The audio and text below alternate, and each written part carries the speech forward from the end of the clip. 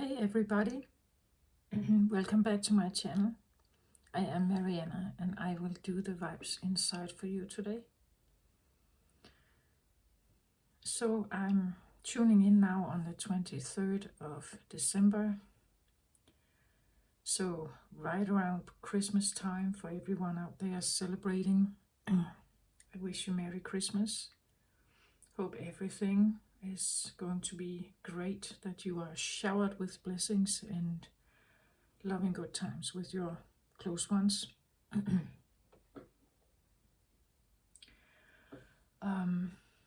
So today I'm going to make a new moon reading. It's a rather special time, I think. If you are a bit sensitive, you may feel that something is shifting, because we have, a few days ago, we had a winter solstice, and also a quite powerful one, I believe. Jupiter has just now entered Aries. So from Pisces to Aries, big shift. Pisces being the last zodiac sign and Aries being the first. It's like you could say a new cycle, and it actually correlates with this new moon in Capricorn also. So that there's a newness to something, or there can be a newness to something.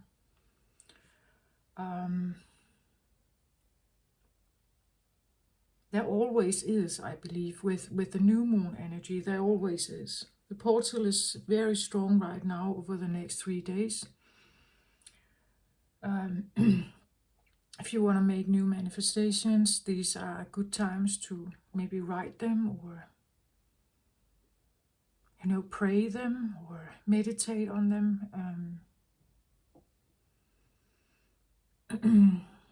Always with a positive mindset, if you want something positive, of course. But I hope you're manifesting good for yourself and not evil for others.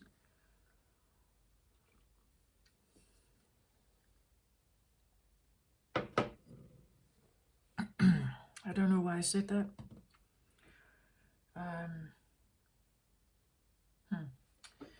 Well, but again,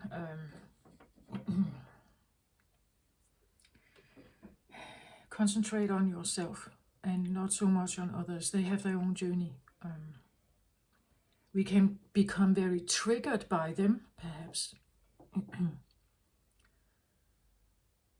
But that's part of my healing or your healing. It's part of, if I get triggered, I have something to resolve maybe. Because I can then somehow not accept them, right? That's why I get triggered. Accepting their standpoint, their point of view, their, the view on the world, the view on other people, their opinions, their strategies maybe. So if I literally cannot do that, I am so triggered by them, why do I even bother with them?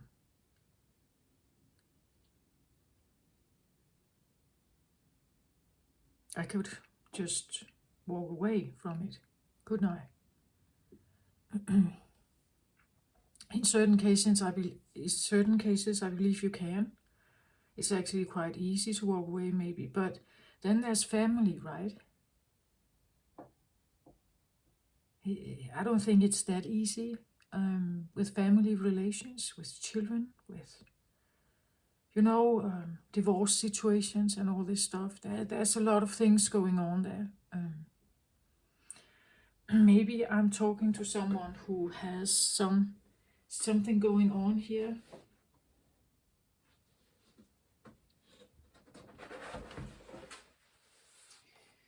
I want to put out the golden cloth today on the table for this reading.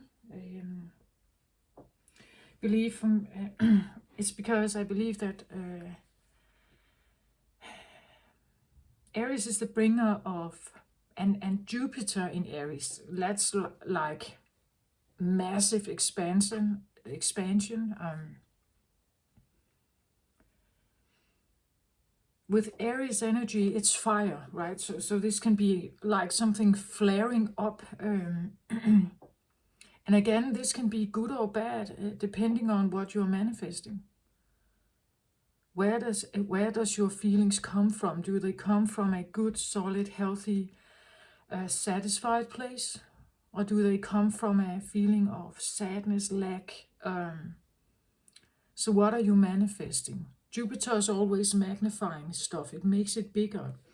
So try to keep your thoughts, your intentions as pure and as authentic and you could say good or abundant as possible during this time. I've had a feeling of this, there's more for you here on this planet, right? There's more for you. There's something that is maybe better. If you have been in a turmoil of problems, I want to say there's another side. There's more. And maybe focus on that. Try to connect with that instead of, money problems or whatever you may have in your life. Jupiter is here to expand something. But I want to say, for those who are not in a good place, with Jupiter in Aries, we can see an upheaval or a flare-up of ego. We could see ego being pushed forward in arguments, like more fiery or debates, discussions. Jupiter coming from the watery, feminine Pisces sign, right, into the masculine Aries, fiery Aries sign. This is actually a big shift. And Aries is, I've said that in some other Aries readings, it's considered to be, I would say, the toddler of the zodiac, or the newborn. The newborn has certain needs and certain, it's not really accustomed to the world around them yet. It requires a lot of help. It requires a lot of, and it persists on it, right? It's persisting on something. It cries until you hear them, right? And you come and get them, and you help them, and you do something with them, for them. You feed them. You play with them. You give them attention, contact. There can be maybe a flare-up of this energy in people at this time. So try with this new moon to keep it maybe simple, I hear. Simple and authentic and good. As abundant as you can. And if people have a flare-up, let's say you are during the holidays, maybe you are with people that suddenly they push something towards you, right? An opinion, like they want you to do something, or again, be mindful of your own stuff as well. Maybe it's you who's pushing something forward towards others. You expect them to do something. You want them to do something. Why are they not doing what I want? Why are they not? Or the other way around. Be mindful of that at this time. Even though we talk about Christmas, I believe there are very nice, good Christmas experiences out there. But there's also the other way around. There are families struggling and struggling to have good relationships with each other. That could be, Aries is also considered the emperor, right? An evolved Aries, a grown-up and evolved, mature Aries is like the emperor. So this is someone who is in control, right? They are in power and in control.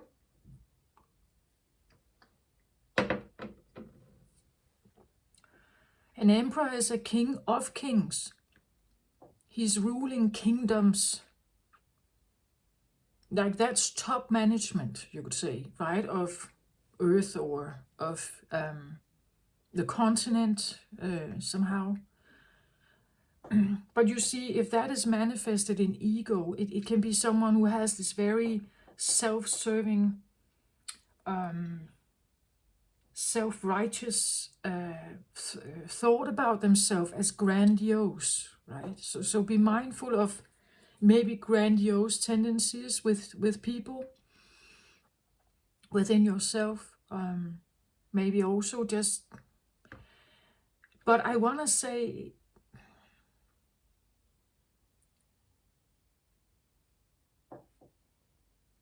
if you really own it and feel it, like you feel that I can do good on earth. I am a kind of greatness. But be mindful about whether it's healthy or narcissistic, maybe. These, yeah.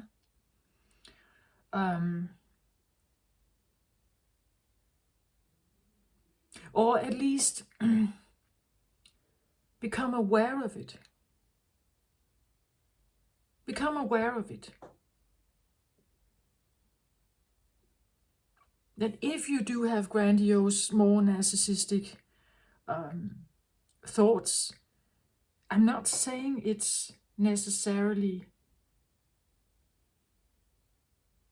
bad if you are aware of it and you do have other sides to you as well. You know, like a yin and yang or something.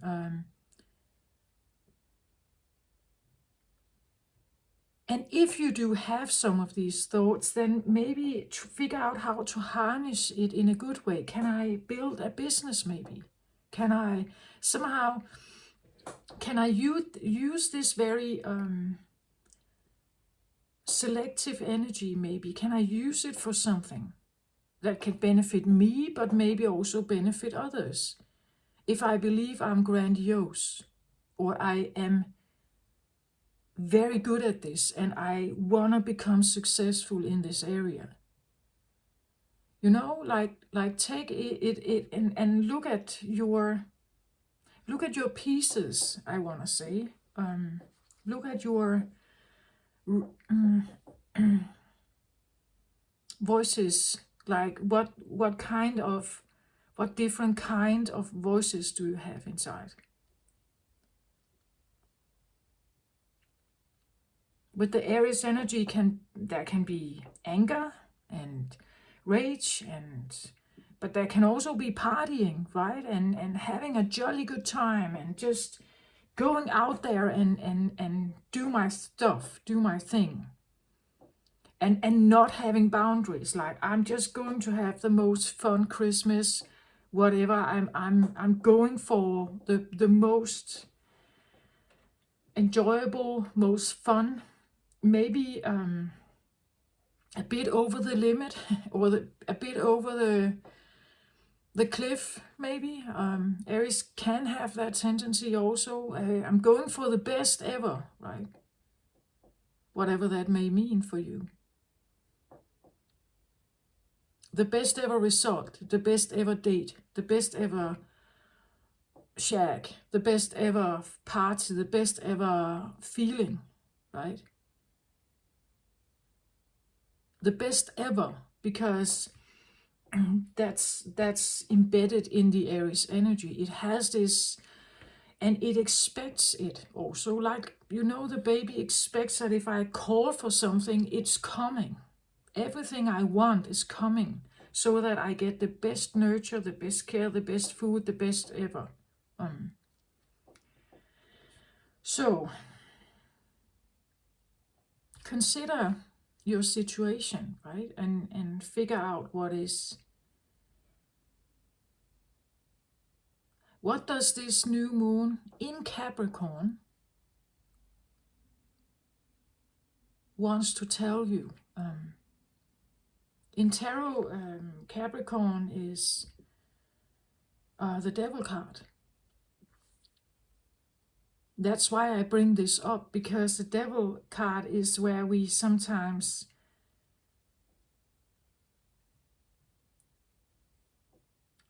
again, to understand the Devil card, you cannot understand the Devil card unless you understand the principle of good and bad,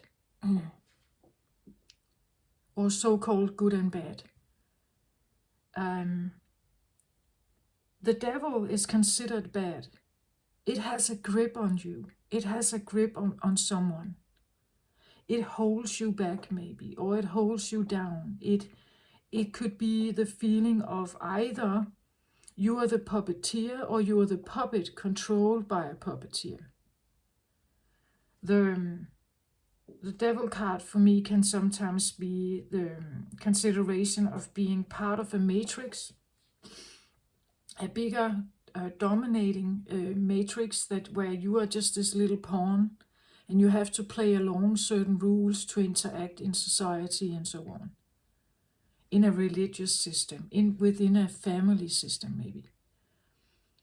But there are dynamics of manipulation or second agendas or things like that. There's a power struggle, tension, power struggle that goes on. Trauma bond, I've talked about that on my channel. Trauma bonding can be with the Capricorn energy. But and I believe that for Capricorns, if you have experienced that, part of your life lesson is to get out of it. To get yourself out of that feeling of being bound or something. So, for Capricorns, and happy birthday also to you Capricorns out there if you are celebrating around this time, your birthday and Christmas.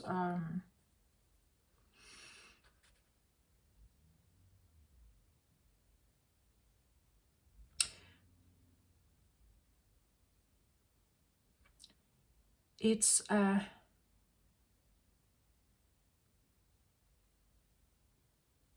always feel with the winter solstice and Christmas very close to each other. It's a time of I always feel a shift somehow. I believe for many people out there, December and the all these Christmas decorations and all the traditions that go on during December, November, December, and up towards Christmas. For some people, it's really joyous, and it's supposed to be this calm, good feeling, good vibe, feeling of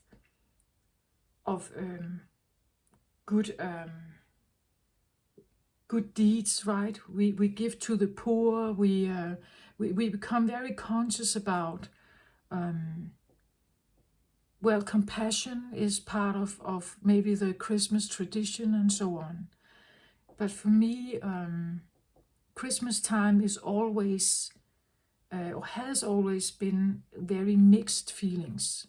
And I believe it's because I react to the energies that go on as well. Not only the tradition on earth, the Christian tradition, which I have been part of, I am part of.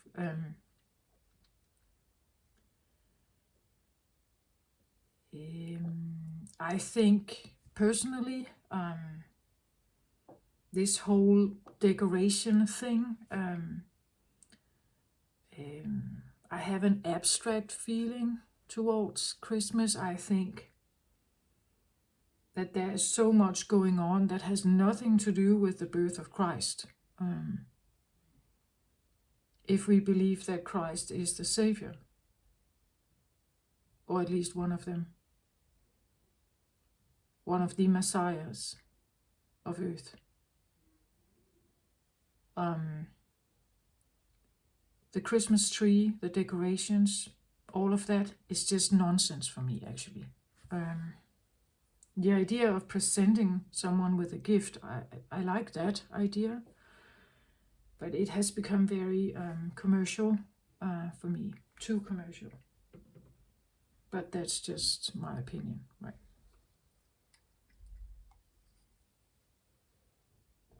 I'm part of it. I do buy presents, Christmas presents.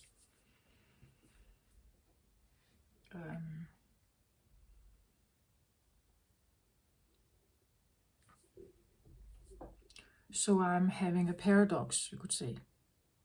Or I'm involved in two different, I have my own personal thought about it, and then I'm involved in a group setting, you know, like that. There could be maybe something coming up like that for you. Second guessing, why do we have all these traditions? Why? Maybe asking yourself something like that. I believe many so-called Christians do not even believe in God. They celebrate Christmas because it's a time where you can have parties, you can have get-togethers, you can eat a lot of Christmas food, you can be creative, you can sell stuff, you can, but I'm not sure they even believe in Christ. They don't believe in God necessarily. I don't think so. Not necessarily. But anyway, it has nothing to do with the new moon. So I'm going back to that. If you have any comments, please just let me know what you think.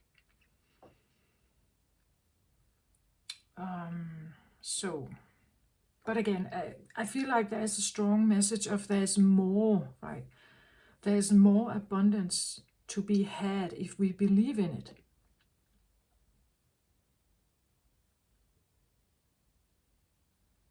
And to believe in it, we have to have trust. And one of the things that I believe we lack a lot of, actually, in the world is trust.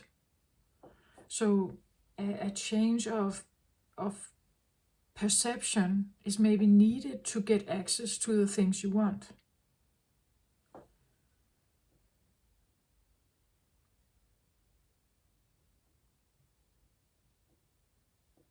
Okay, let's have some cards on the table here.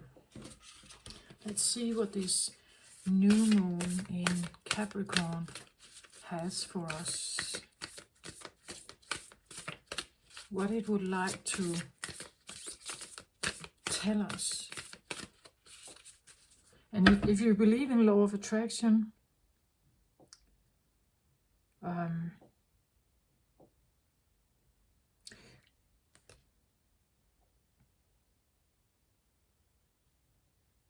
if you believe in law of attraction, you have to become a beacon that draws the things to you that you would like to have. So if you want trust from other people, you have to trust. Right? Why should it come to you if you don't trust it, you could say.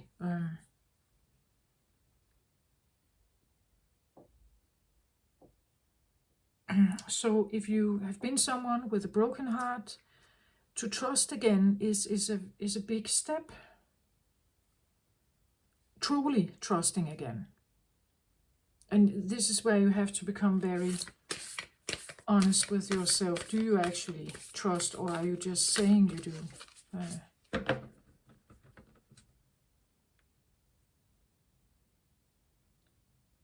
In my experience, people believe they are open to love or open to connection or whatever it is.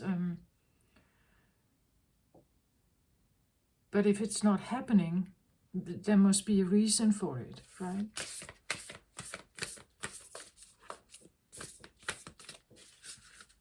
Of course, we can blame other people, but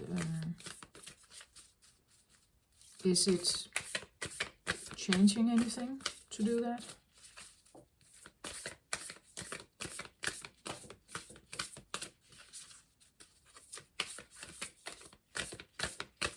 Again, I'm not quite sure why I say that.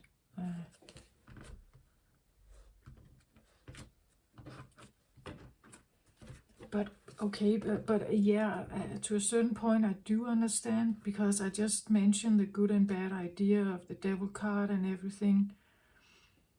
So if you are struggling with the Capricorn energy, figure out where it is in your chart maybe. I'm a Capricorn rising. I'm very familiar with toxic Capricorn energy. So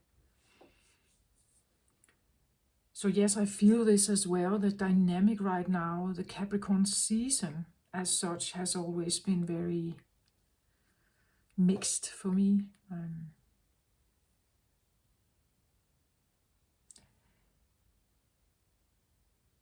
Just be mindful about the energies there. Somehow I get the feeling that I never really saw that quite evidently in tarot cards, but it strikes me now how oppositional energies can actually be in the Capricorn season, or with the Capricorn energy. Capricorn season is the darkest season in the upper hemisphere, where we celebrate Christmas. It's the darkest season, where we have less daylight. And still we celebrate Christmas here. The birth of Christ. A sunshine in the midst of the darkest times. A beacon of light we can hold on to in the darkest times, right? There is something about good and bad. There's something about light and dark.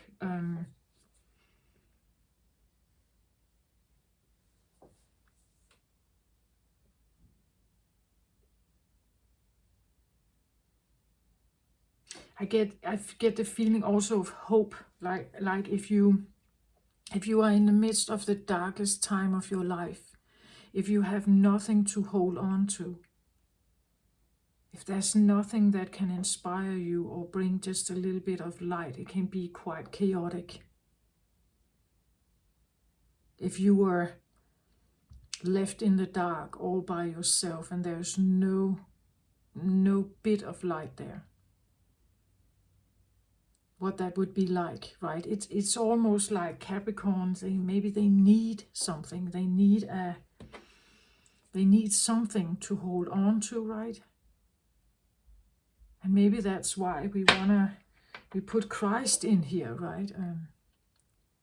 I'm not even sure anyone really knows when exactly he was born. The precise date.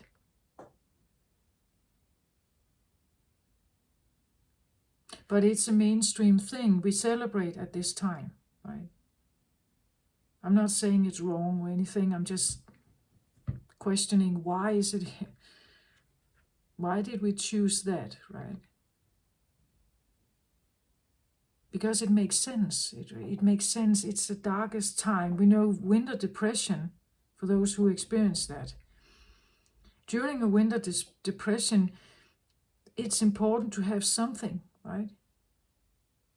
Have something someone or something you can hold on to.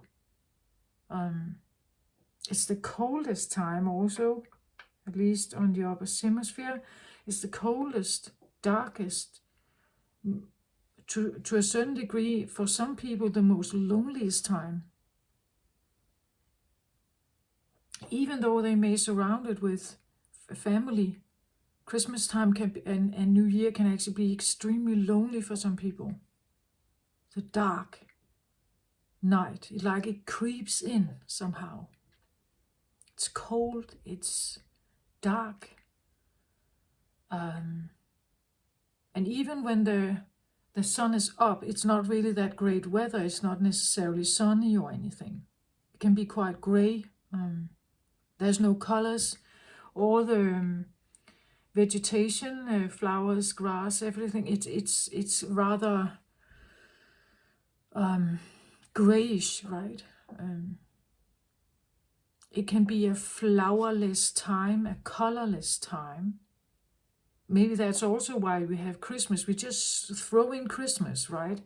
Then we have all these yellow candles, red candles and white candles, and we have decorations, and we put up candles around the city and so on, right? It's around the houses, and to kind of light up in the midst of this really darkest time.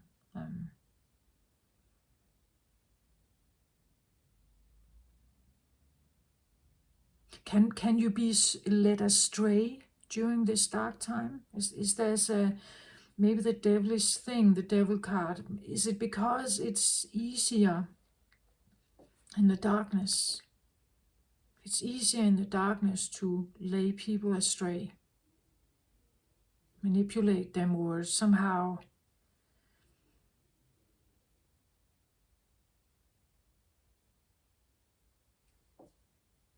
is the consumerism and the commercial Christmas idea, is that all just a part of a, I don't know, right? Anyway, just so let's get an overall energy here. I get divine destiny, path of the divine warrior. Yeah, that makes sense, right? With the Aries energy, the warrior, path of the divine warrior, divine destiny.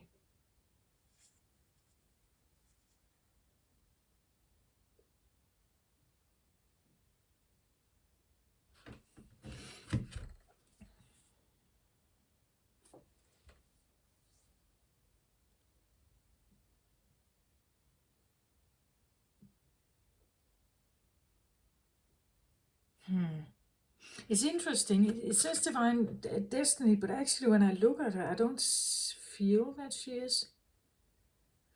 It's like this should be her wand, right? And she's holding it down. It's not raised for, moving forward. I'm going out there and doing my stuff. It's kind of just, it's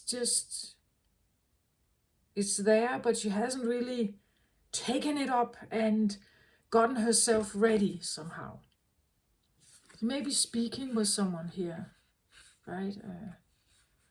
Consulting, maybe. Are you consulting with someone?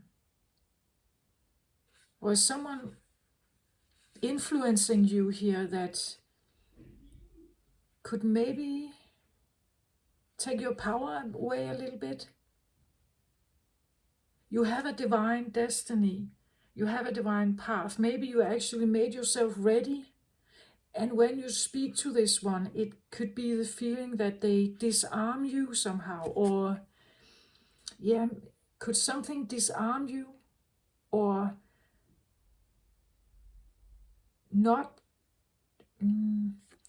disarm, or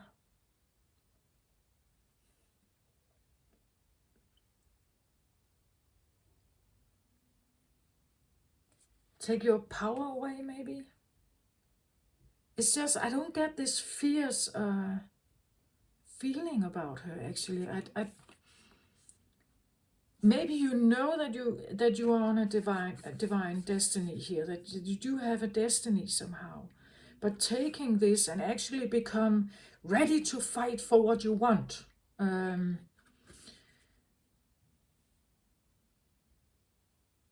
It's either or. Either you have been this one, and someone is coming in and they're kind of disarming it. Like they are kind of saying something that is keeping your fire up, is not really helping, right? It's disarming the fire, actually. Or the other way around, that someone has been influencing you and you have had a hard time getting fire on this wand. And actually taking it up and say, no more, I'm not doing that anymore. Now I go my own way. I get a feeling of someone Actually, I get a tired feeling.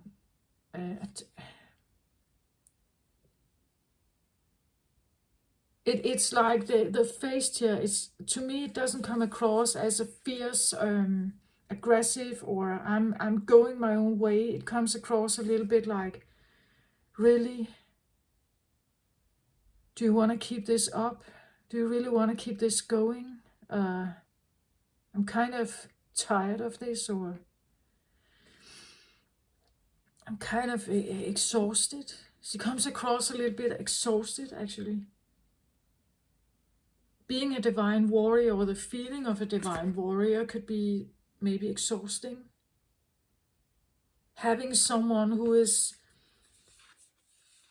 giving you orders, or, it could be your ego, right?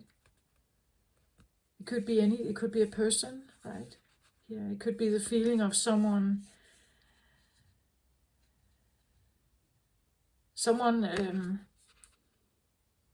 like having a devil on one shoulder and an angel on another, and like it's saying something here.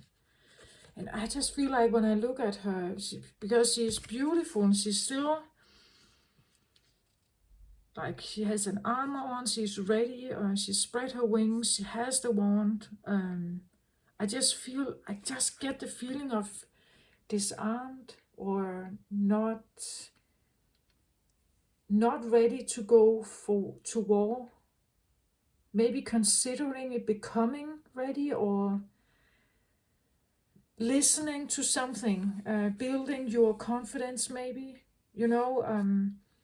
She could have been someone who was quite invisible, right? And she is now building up her power to become a warrior here. But I get the feeling of a bit tired, a bit. Actually, I get the feeling of, I don't know if you ever saw that movie. It's called The Old Guard. Talks about a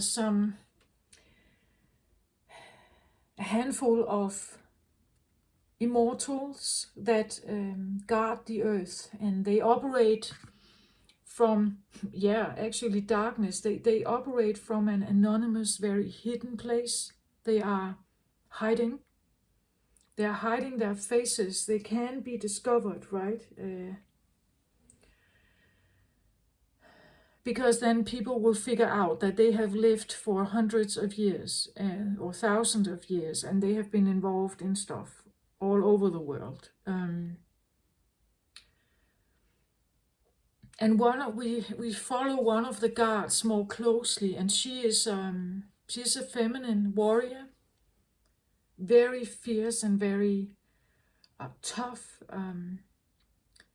But she has been around for a long, long time, right? She has really been around for a long time, and the fights they go into are very violent, and she has suffered many, many scars, many, many injuries, but because she is immortal, she always heals. But there is a time for that immortality. Eventually, the time is up for even the old guard. So after maybe thousands of years and thousands of injuries, she is becoming vulnerable again. She's becoming mortal again. And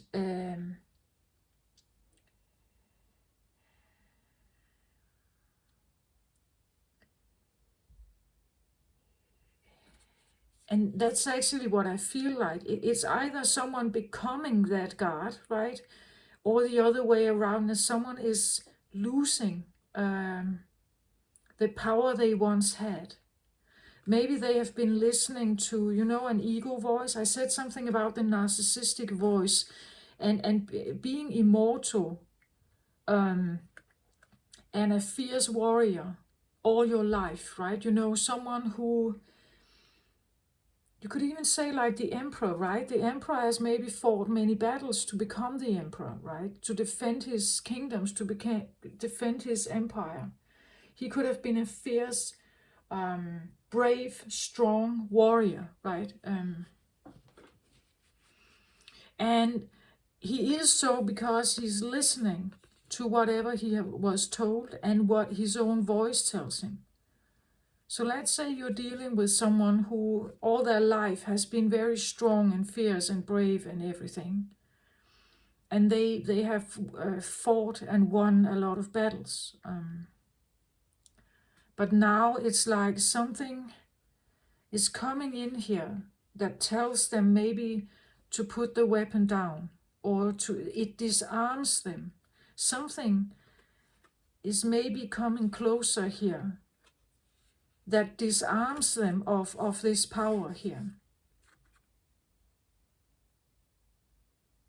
Maybe you felt like you have always been on guard, that you always had to defend yourself, to defend who you are, to defend everything, and now something is coming in here and it's disarming the fire. It can potentially make you lower your weapon, because you could say that could be the message of abundance, right? It could be the message of safety, the message of you're safe, you are loved, you are protected, right? That a messenger is coming in, as we saw Jesus, right? The birth of Jesus was the birth of Messiah, the Son of God, the light, right? The biggest healer, and he was worshipped by kings of the East, right? Giving him gold, giving him presents, even if he was only a baby. There were big expectations put on him, right? A lot of expectations. The savior of humanity, right? Maybe that is maybe, I don't know, have you been feeling like that you should be a savior somehow? Have you been brought up with the idea that you should be this fierce warrior that is saving people, or is supposed to make a certain difference in the world? But I just get the feeling maybe you don't have to save others, right? What about yourself? Because I feel like she's exhausted here. What about yourself? Maybe it's time for you to save yourself here. To use your energy not on wars out there, but on yourself here. Cleaning up other people's mess, healing them, or whatever this is maybe not the right approach for you. Maybe you need to do that now for you here. I really get the feeling of I'm putting my weapons down. I'm considering where I'm supposed to use my fire here. Where am I supposed to use my fire? If you want to become an emperor, Jupiter, Aries, right? If you want to become an emperor, how do you spend your energy? Out there, serving, helping others, or... And of course you can become an emperor somehow. You can have leadership there. But I get the feeling she is exhausted here. Like she's burning herself up. Whatever responsibility this is to take care of, maybe. Taking care of someone. Maybe this is someone you need to take care of. And because they are here and you're responsible for them, you can't raise your flag, right? You can't put your wand up and go for what it is that you want, because something is always calling you here.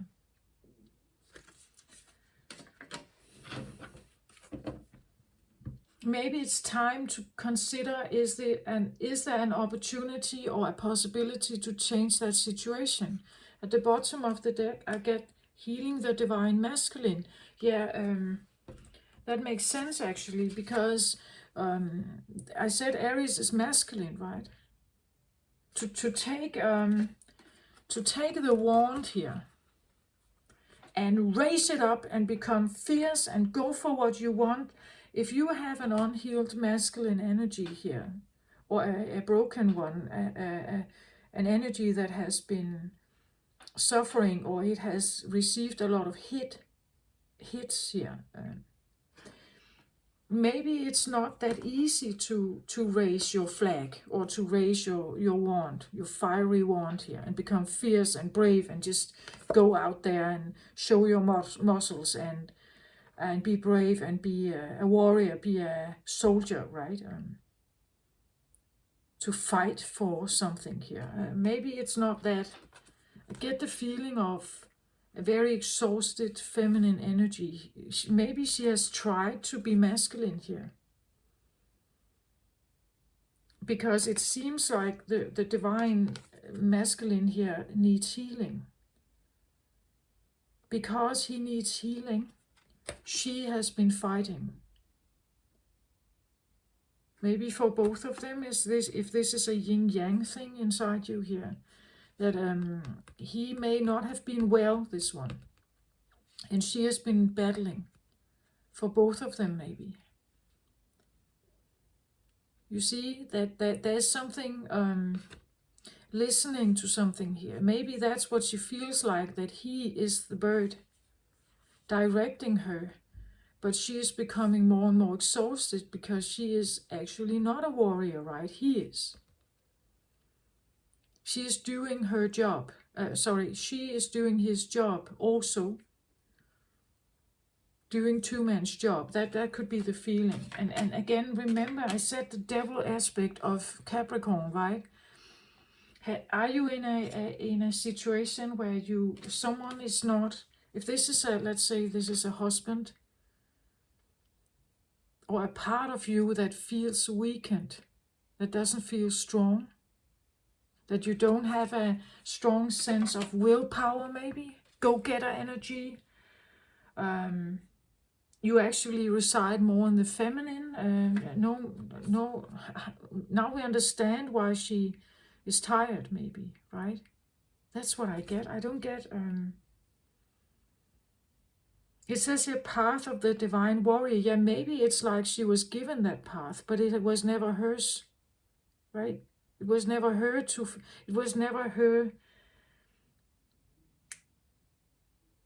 true abilities here. It was never her true ability to become a warrior, if she's a lover, if she's a mother, or like a feminine energy here. She needs this one here to come and fight the battles for her, right? But if he has been not healing, or he has been unhealed or broken somehow, she may have been fighting the battles and keeping him here as a support, like he is advising her what to do, but he is keeping herself in the background, and he can always fly away, dissociate, or he can pull himself away. And then she is the one who needs to fight the battles. And I get the feeling of being exhausted here. She needs more from him, right?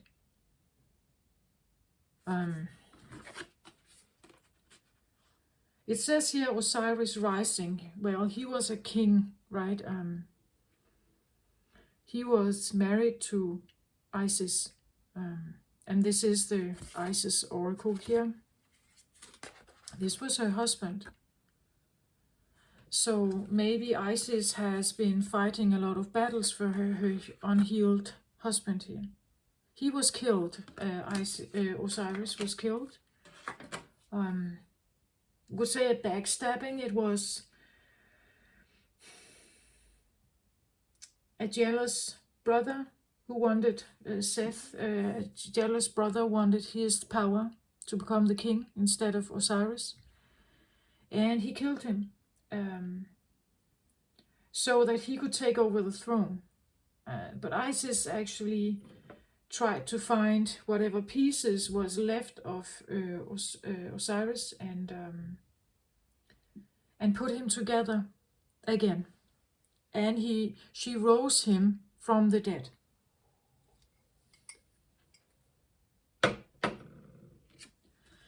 But because he was from the, you would say, dying, that he was no longer really living, rising him into the mortal world, living world, never really occurred. He became now then the king of the underworld. And if we look at him, like his eyes, he doesn't really look human, does he? It could be the feeling that a part of you is not whole, a part of you is not whole, or now I get a story of like a part of you could be dead. It is actually residing on the other side, giving you, communicating with you from the other side.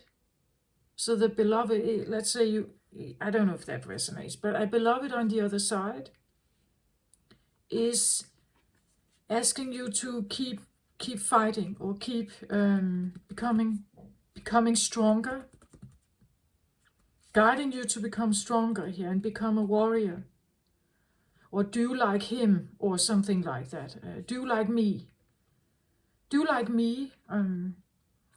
and become fierce and strong and a warrior. But I don't get the feeling that you are necessarily a warrior. You have to do stuff your way, right?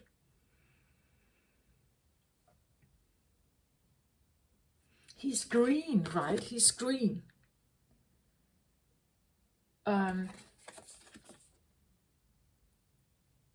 Green, gray-ish, and yellow eyes, right? It just comes across to me as he's not,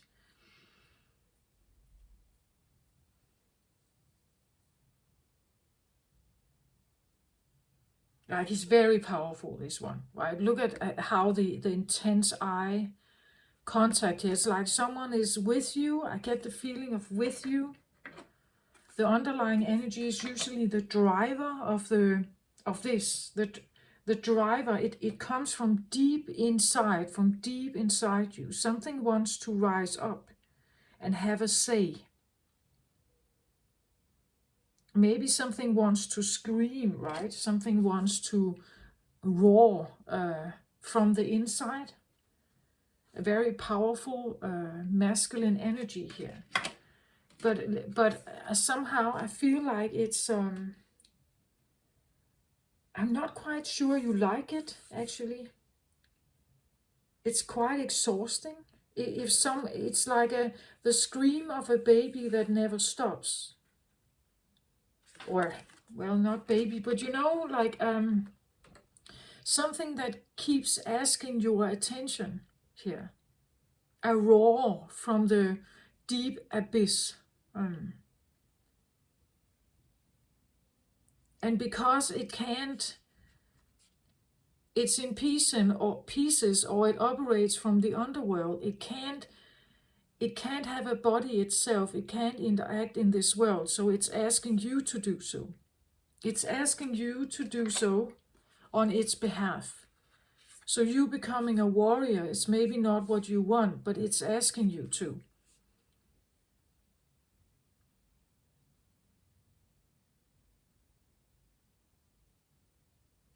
Interesting.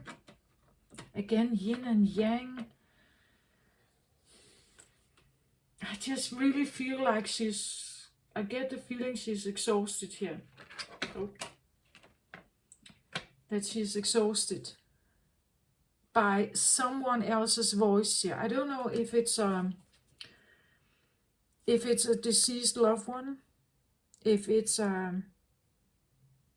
a part of you that is really struggling with manifesting itself, or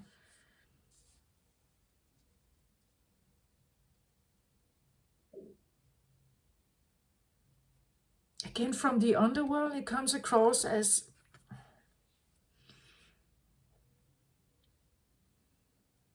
I really don't want to say ghost from the past, an ancestor maybe.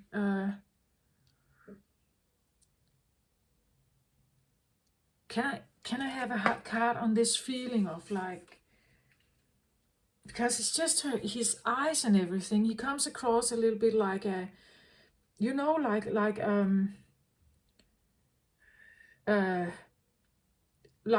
opening the tomb of an old ancient Egyptian king, and this is what comes out, like a genie or something, right?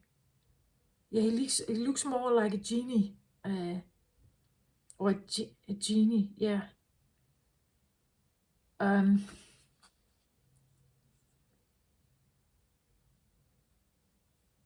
Like you have opened Pandora's box, or you've opened something. Something wants to have a say here. And it becomes very direct and upfront, like in your face, kind of. And it maybe that's what you're doing here. You're trying to keep it a little bit at a distance, but it's always kind of here with you. And you find it just exhausting, because it's almost like you cannot not listen. You cannot not listen to them. So being your own warrior, maybe being the one who goes out and goes and gets for what you want, is distracted by maybe this here. And keep it at arm's length. I even hear that. I try to keep something at arm's length here, but it whispers, right? It keeps whispering something here in my ear. And it disarms me. So what is it it's whispering here? Can I get a card on that, please? This is very specific. So I hope this is something that that can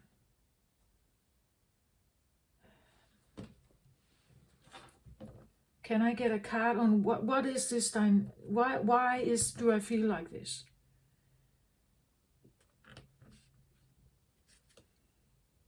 The Akashic Library.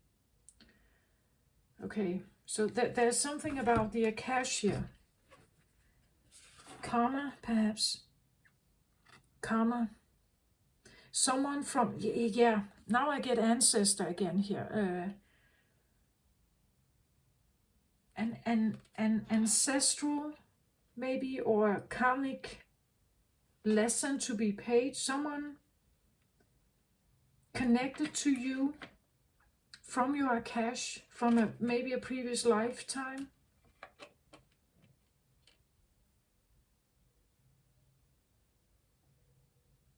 It could be a like deceased loved one here. Is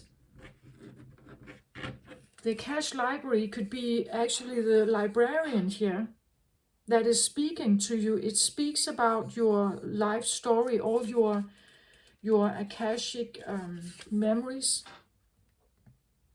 It could be the librarian here. Maybe you have a strong librarian who he keeps opening up books for you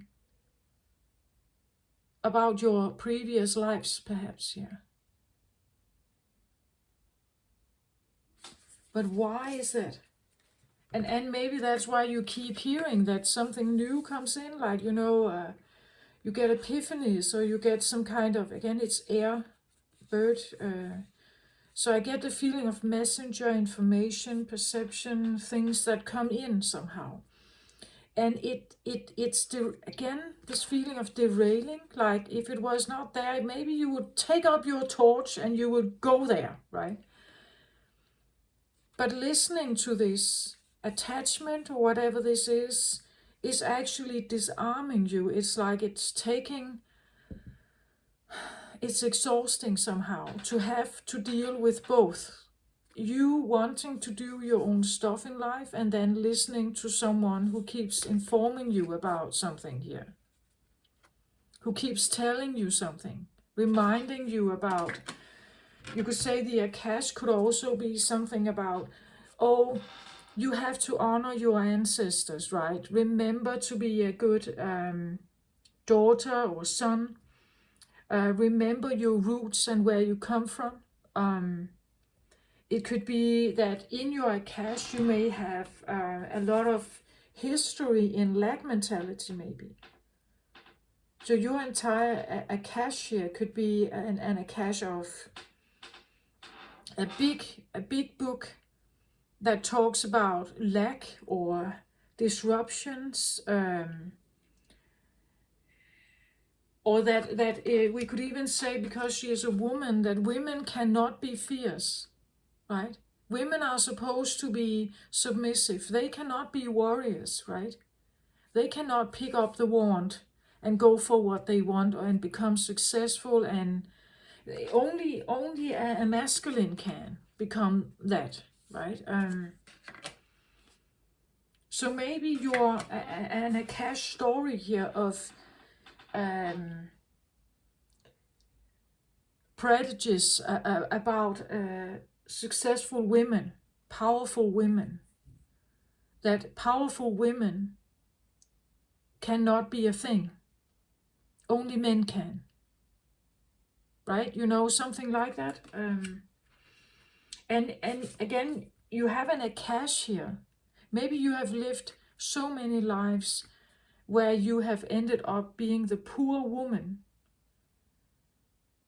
right? That you couldn't manifest money, you couldn't manifest security and power, independence maybe. You were always somehow in contract with something else, codependent with something else. And as long as you are that, it disarms you somehow. Does that make sense? Can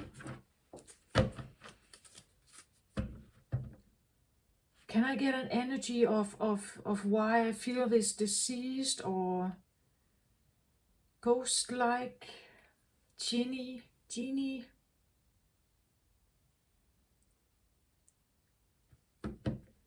I'm not quite sure whether I like that energy actually.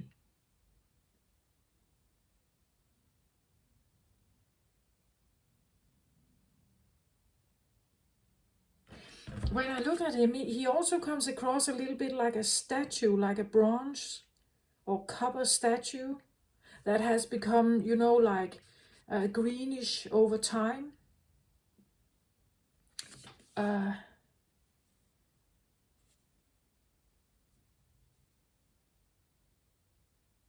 But again, over time, right? Akash over time, like are you somehow connected and have been connecting with this over time in the Akash? Someone who is, I still get the feeling of underworld or deceased or not here. It's like it's not here in the way it should be. So either it doesn't have a body, it's a consciousness, it's a ghost, it's a genie.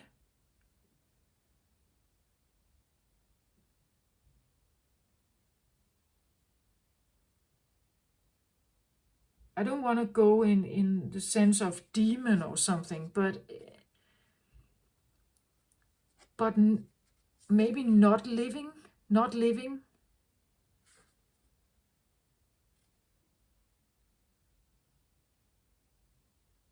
Old. What does he want, this one, right? What does he want? And now it is, this was right under the Akash before. And now I get the scribe here, but reversed. Well, the scribe is you know, about, you see, they are studying here. They are learning, they are studying, they are going to school, they are in advancing their knowledge. Somehow I get the feeling it's something like, this is someone who they couldn't live to learn. They couldn't live to learn.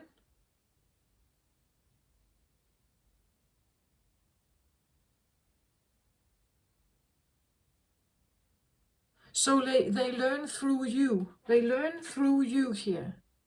They couldn't live to learn. So they live through you. That's why they speak to you here, right? They want you to do stuff so that they can live through you. They didn't get the ability to grow and learn. Maybe they didn't. Yeah, that's what I feel like.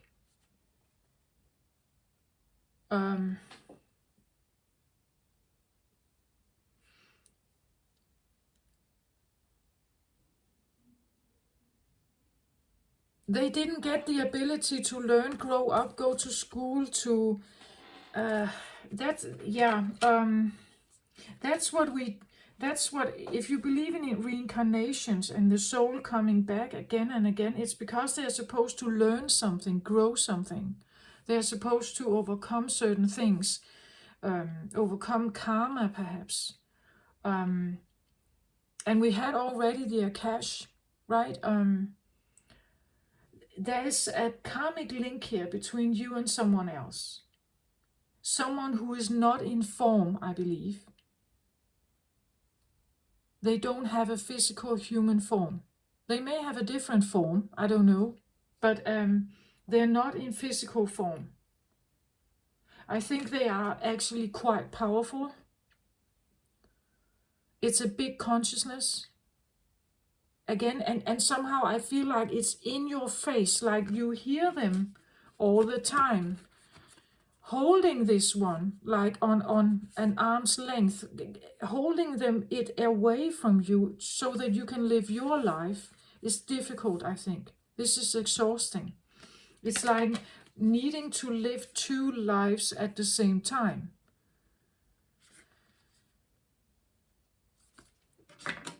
They were not given it.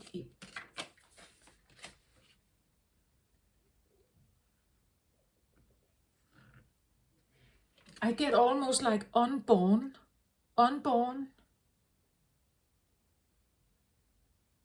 You know, like abortion, unborn. Or someone who died very young, right? And never got to, they never got to heal or to grow. They never got to manifest themselves in this world. They never got to get here somehow. They never got a body. So it's a consciousness that is connected to you, but they are not in physical form, and therefore they can't take action, right? They can't sit here and grow. They can't impact the world. They can't write or talk or they can't write. They can't talk. They can't. They can't, like they can't influence others. They can't become a teacher. They can't write anything down. They can't go out there and spread the word they have. So they speak it to you. They speak it to you here. And you hear it, but it's derailing you from taking power yourself. So somehow it has some kind of impact on you. I'm not sure I like this, actually.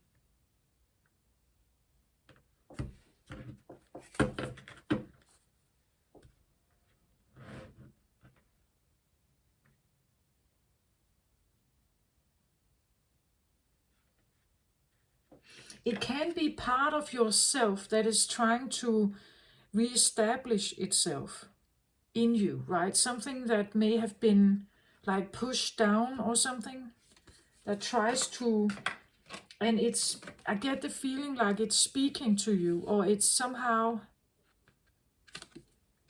it's influencing you.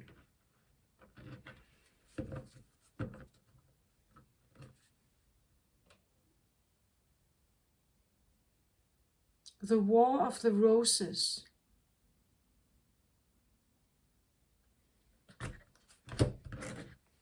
Reversed. The War of the Roses. This is so interesting because War of Roses, what does that mean? Roses in this tarot deck, I believe is associated with cups. So War of Roses for me has to do with, like, it's a war of love. Conquering love. A conquering love. The War of Roses, it could be the feeling of what we are willing to do for love. In war, everything is possible. In war, everything is happening. Even the worst scenario ever. Maybe you did have a war. Maybe you were at war with someone here. Like you were on one side and they were on the other. Again, look at this. Like here we have a raised flag, and here we have like a defeat. Like I put my flag down. Like these are willing to fight, and these are actually like her. You know, like she has put her fire down here.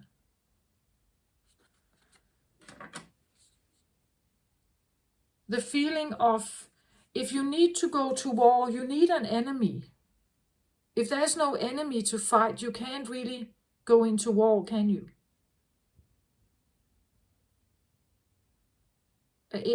That's what I feel like. One wants to fight maybe and get their voice heard, their thoughts, they wanna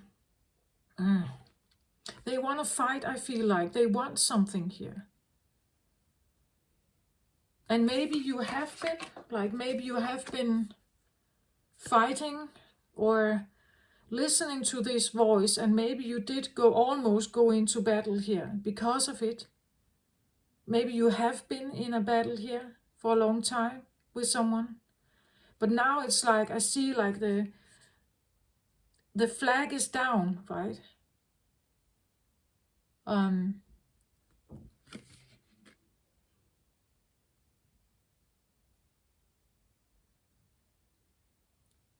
The flag is down. So somehow I get the feeling that you decide maybe to take down your torch. That you don't want to fight with someone here anymore. Maybe you choose to disarm yourself. Or not to fight. With something here. Not resisting it or not fighting against it. Maybe you are just...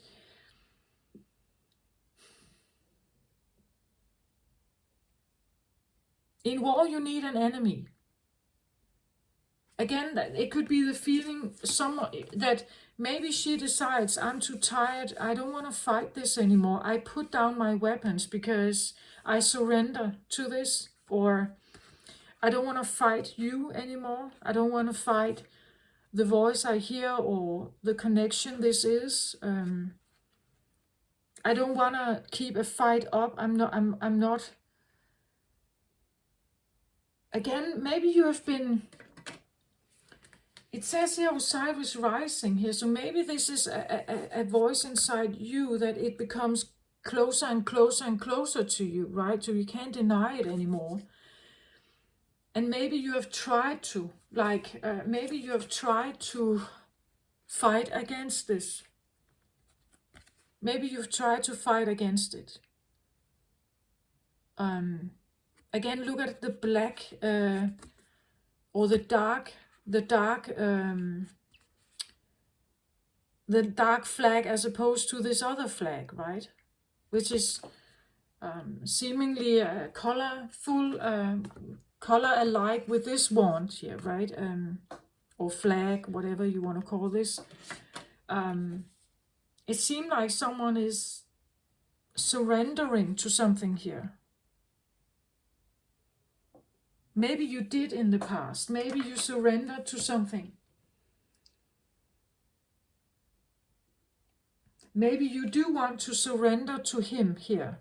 Because if this is like let's say a repressed side of you that wants to come to the surface, who never got a voice, something you couldn't do, you couldn't show him to the world because he is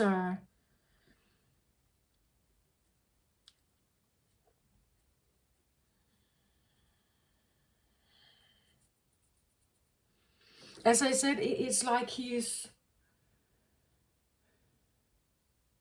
not here. He's not existing. He's not living, or he has not been, right? Maybe you didn't give him oxygen. Maybe you repressed him, right? Maybe you said no to him. Maybe you forgot about him. Maybe you said he couldn't. Why could he not live? Why couldn't he live? And why did he have to kind of sit here and be attached to you somehow? Why couldn't he live? Why couldn't he? Is it because he's too dangerous maybe here? Why couldn't he live? But again, a war of roses, a love war.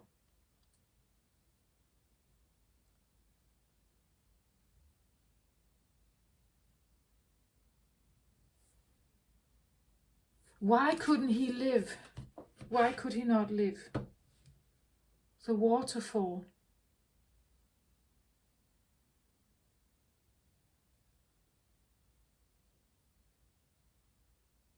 So immediately I get something like he drowned. He fell. He was in the water, captured by the waterfall. Or if we say it here, he descended, right? Descended to the underworld. He died. He died in the water. Some water in the love, in the feelings.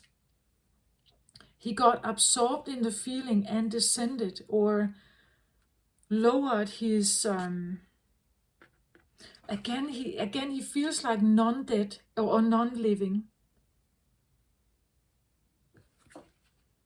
The waterfall. He fell. He fell. So from one water layer to another, deeper down, it's like, he descended, or he was maybe you pushed him down. You pushed him down. Again, I got something like abyss, right? Pushing him down the water. Some feelings pushed him down the water, like descending down. In like a well, right? Almost like you pushed him down a well. So he has been operating from down here. I said it's like underlying energy is always something that comes from within. Like it's a roar, it's energy that has been maybe pushed down. It tries to get up again, right? It tries to. And water is a waterfall is extremely powerful, right? There's a lot of energy here that pushes the water down. So I get the feeling of like, maybe he drowned in some emotions here. He got absorbed in certain emotions that pushed him down. You hit him, or if this is an external person, he was overwhelmed by something here that pushed him. He descended down, meaning that he lost some of the more powerful energies that he normally has. Again, this could be the feeling of a broken masculine. A strong masculine would be powerful, right? A broken one is maybe revengeful. He is critical. He's judgmental. He speaks from a weak point, but tries to look fierce, right?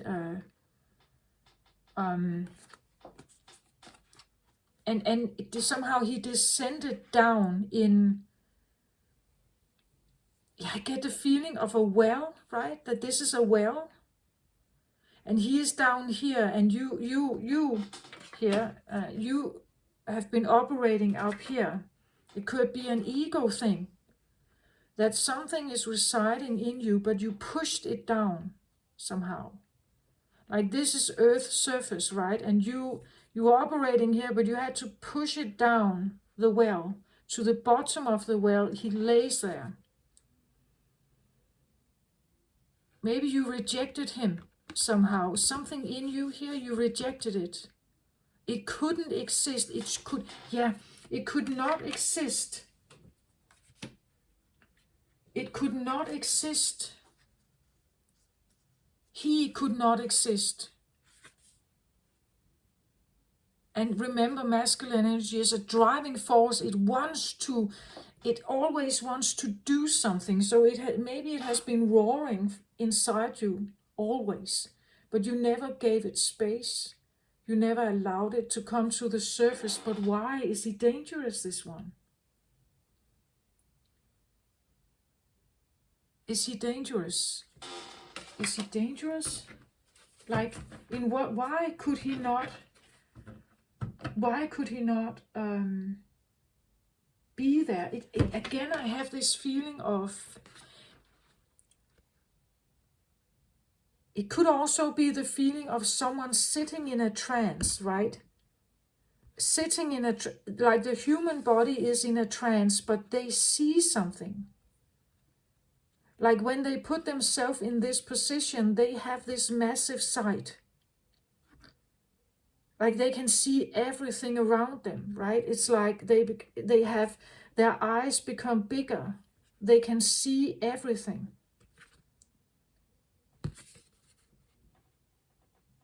Then when he puts himself in a non-living state, if this is a part of you, if you put yourself in trance, maybe you have an ability to see something here very clearly. They're very big eyes here. Why could he not live? Why could he not live? Balance. Yeah, I believe he's very, very powerful, this one. It would bring the balance. It would disturb the balance here. The balance maybe between yin and yang here. You're dealing with someone, if this is an external person, I want to say they are probably quite powerful. If this is, like I say, like more like a feeling of a genie, like a haunting voice or something, they can bring you out of balance here. They can take your power away, perhaps. If you get in close proximity with this one, they can take your power away. That's why you feel disarmed by them. They can take your power away. They shake the balance, your balance. They put you off balance here. If we look at this, there's a scale here on the table. And that's what it is. It's the balance of 7 of forces, right?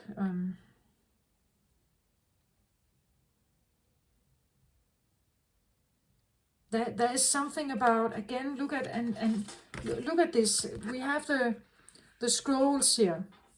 The scrolls that the scribe actually were learning from, right? And then we have maybe letters over here or money over here. There is something about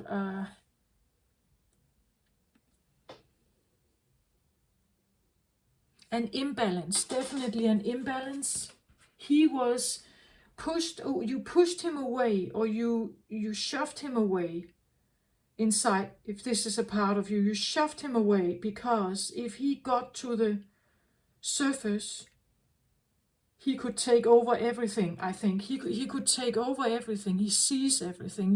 He becomes so big, right?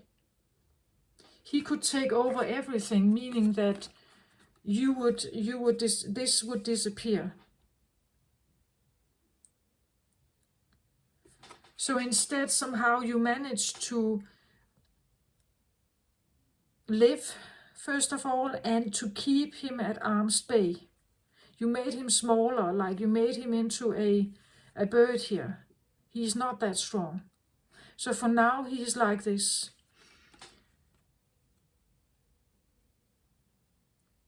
He could take your power away, meaning that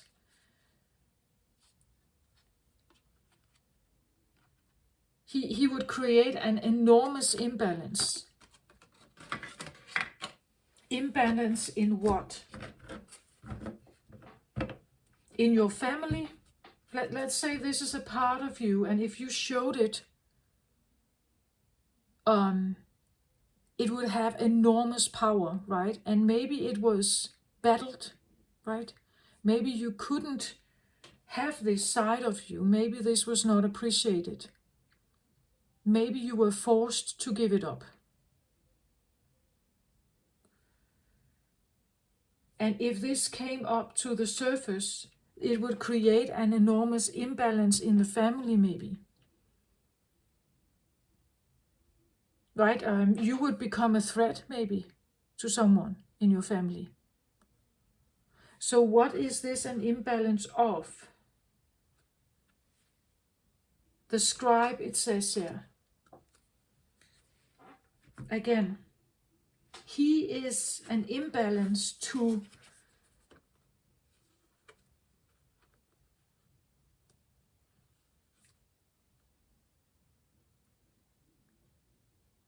it's like he can never become, if he ever learns, right?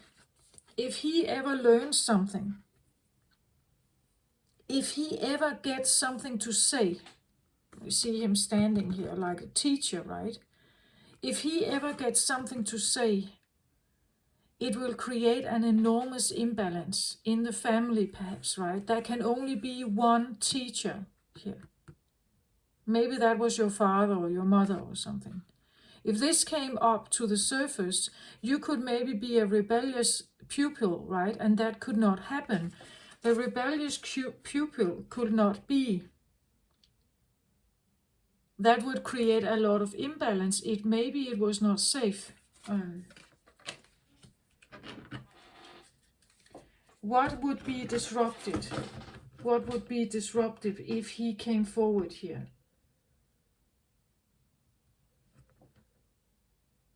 Loving elements, yeah. Loving elements would be disrupted if he got forward. You could not be in a loving environment here. You could not be in a loving environment if he came forward. Or if he comes into your life. If he comes into your life, this is going to be disrupted. An imbalance to this feeling. And we have the little child here. Maybe this even happened as a child. Maybe you had to,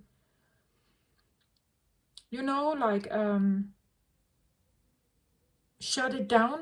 Shut that voice down. Shut him down. When you were small. But I think he's very powerful though. Is he dangerous? Like, is he really dangerous? Maybe it would create an imbalance for this voice to come forward when you were a child in your family, because your family didn't understand it, didn't understand what this is. Again, I get the feeling of as separate consciousness, a semi-living, non-living, being in a state of trance or being in a state of unconsciousness, and in that you have access to see something. It could even be that like a what's that called? A near-death experience or something allowed you to see something, or in that when you are almost not here, when someone is almost not here, they get to see something. they get to talk to God, or they get to, you know, something like that.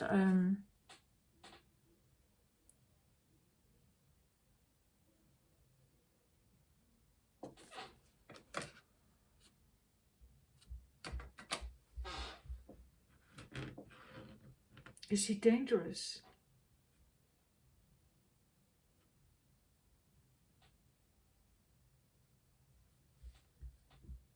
The Queen of Forces reversed here. He is an destabilizer. He feels like he is unsafe. The Queen of Forces here is someone who can balance dark and light at the same time, who can be in balance. She is the Queen of Forces here. And maybe that's what you're trying to do here. You're trying to keep everything at bay here, the balance up. And if he comes around, he is a danger to your balance, I feel like. He's a danger to your balance. But somehow it's like he's there, right? It's like he keeps speaking to you somehow. Wants your attention, maybe. That feeling that you're attached to something, or you have someone on your mind, or you're longing for someone, thinking about someone here. But I just get the feeling I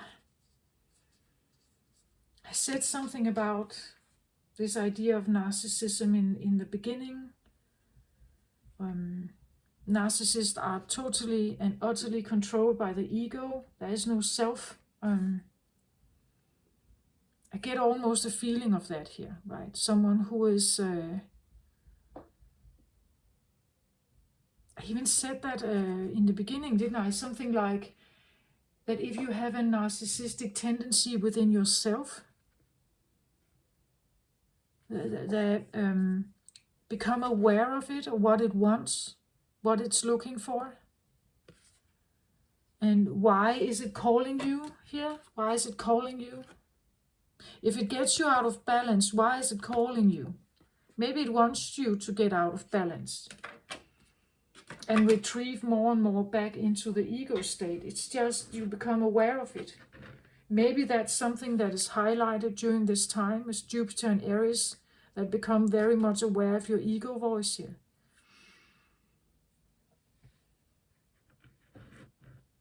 Or if someone is approaching you who really doesn't have a good sense of self, who could be more narcissistic or caught up in a trance-like or illusion about themselves, right? They may see themselves as this. They may see themselves as great, grandiose, right? Just become aware of that.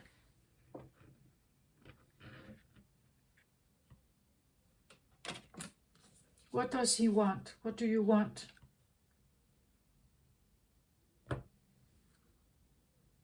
The King of Forces reversed here. Yeah, he's not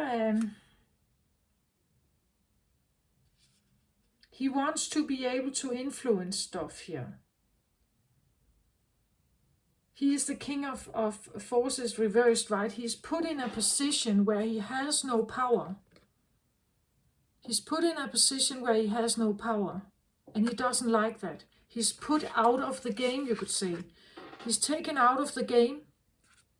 So he has no power over you. He says the King of Forces reversed here. And when someone who feels grandiose or who feels like you are you're mine, right? I can control you somehow. If they can't have the force, if they're taken out of force, they may find other ways, right? They may find other ways, meaning that maybe they somehow are still operating in your head. Maybe they make smear campaigns. Maybe they gaslight. Maybe they create flying monkeys, if you know what that is, around you, and you're just trying to keep it at bay here. You're just trying to keep it out of your life.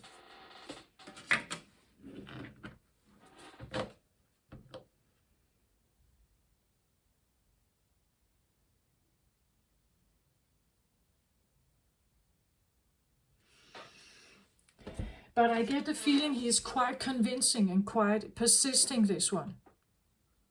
Very Aries-like, right? He's not giving up just like that. He feels like he's been put to the side, I want to say, like you shoved him to the side. You're keeping him at an arm's length here. And you are quite aware that if he comes closer, he brings you out of balance. He takes your balance away. And he can disarm you here. But at the same time, I get the feeling you don't want to fight him. You just want him to stay out there.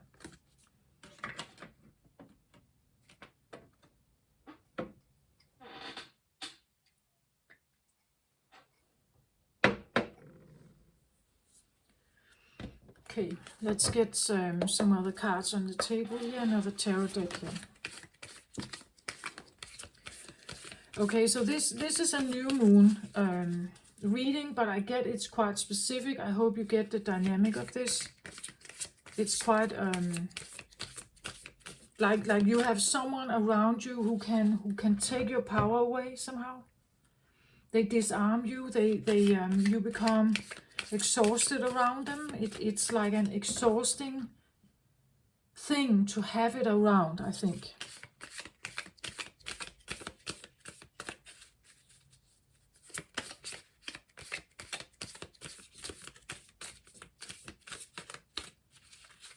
And I believe it has to do with an Akash thing. This has to do with something. Yeah, I put him over here, right? You don't want him close.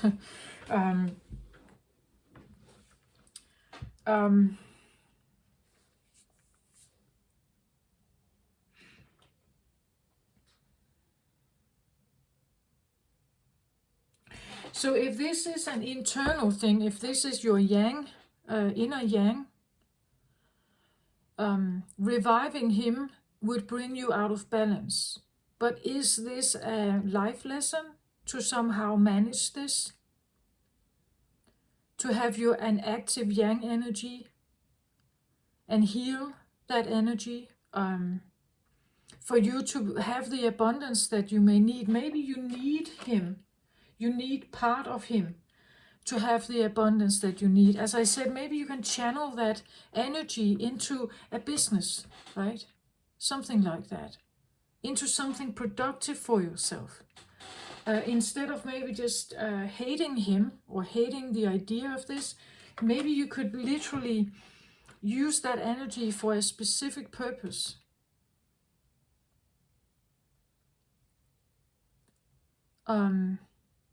So that it's not taking you out of balance. But it feels like it's disarming you, and I'm not sure I like that somehow. But that can be a fact if it's the beloved, right? If it's someone you have very, like, you love them. War of roses, war of love. It feels a little bit like you could be,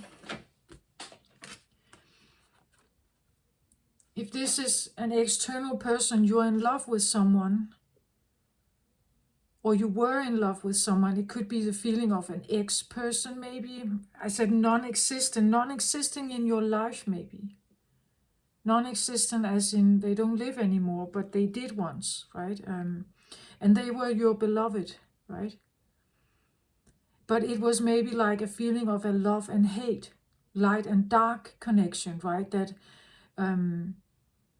if you were around, he is challenged. And if he is around, you are challenged, right? The feeling of disarming each other. So either of you can exist. If you exist, he doesn't, or he's repressed. If he exists, he would repress you, right? That feeling.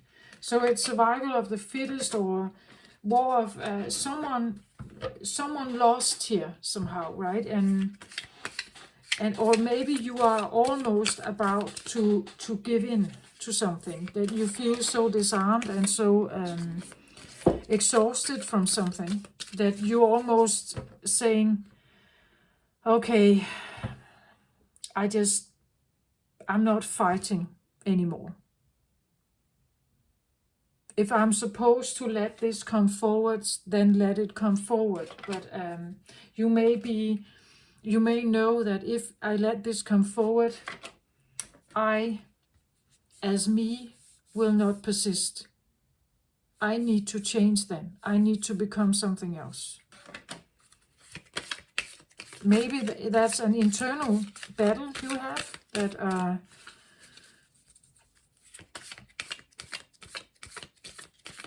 to become grandiose and big and greatness here, with big greatness, maybe I have to give up something else here. Right? And that when I grew up, that was not a possibility. I had to become her, not him. But now, maybe if I let him come forward, I know I cannot keep this up. I will change. I will become different. And maybe you are becoming more and more tired of trying to pretend or being the one you have always been to your family and everyone around you. Maybe it's time to have this one come forward. Someone who is more like, I don't know, you take that how it resonates, right? It's something that I feel like is, it has a feeling of not existing or not being heard, being put in a box, forgotten or laid aside, something like, or as I said, in the underworld, it's not alive anymore. But you take that how it resonates for you, right?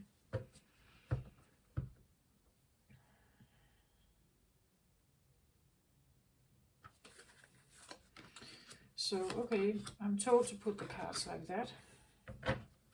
At the bottom of the deck, I get 9 of Pentacles. And interesting, look at, she's holding the bird here, right? Here as well. That's synchronistic for me, definitely. Okay, 9 of Pentacles usually talks about happy singlehood. It talks about being alone and thriving. 9 of Pentacles, having everything you need. This can be you could say, normally the feeling of someone who is single and likes singlehood, who likes to be alone, who likes to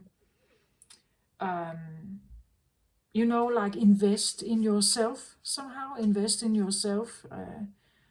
So making sure you maybe you have a nice home, you have nice clothes,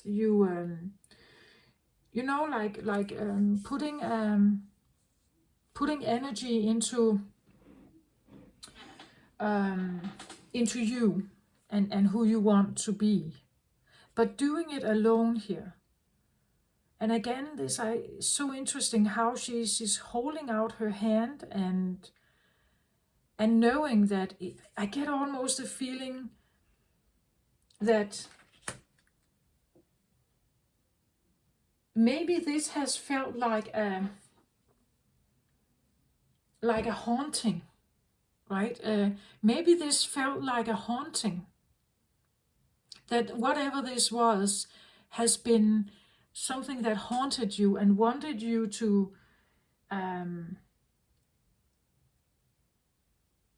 to become less powerful, right? It may have it may have the feeling that you were attached to something that wanted to break you down, that take your power away. But now it's because now this is the underlying energy, right? I don't get a masculine energy now. Now I get this. And the new moon, I get the feeling that maybe it's time to shift this. Maybe it's time to shift this, and instead of thinking that whatever this is bad for you, what if it could help you thrive? Still alone maybe, but what if it could help you thrive? That if you integrate just a little bit of whatever this is, so let's say it's a voice that says, damn hell, I go wherever I want. I do what I like. I prioritize what I want. I'm more than anything else, I'm serving myself, right?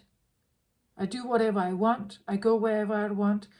I do my own stuff. I concentrate on my own.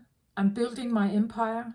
I'm building my greatness. I'm building my grandiosity, something like that. And that's what I'm doing.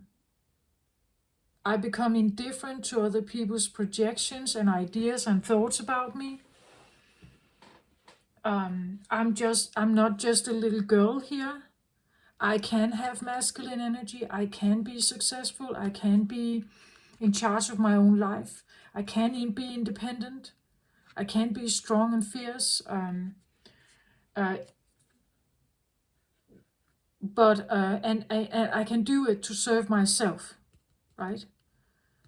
Maybe that feeling couldn't exist where you grew up, right? Maybe this could not be something that existed. You were not allowed to think like that, maybe. You were not allowed to be and think like that. But what if you allow some of it to come forward? What if you allow some of it to come forward to this beautiful woman here?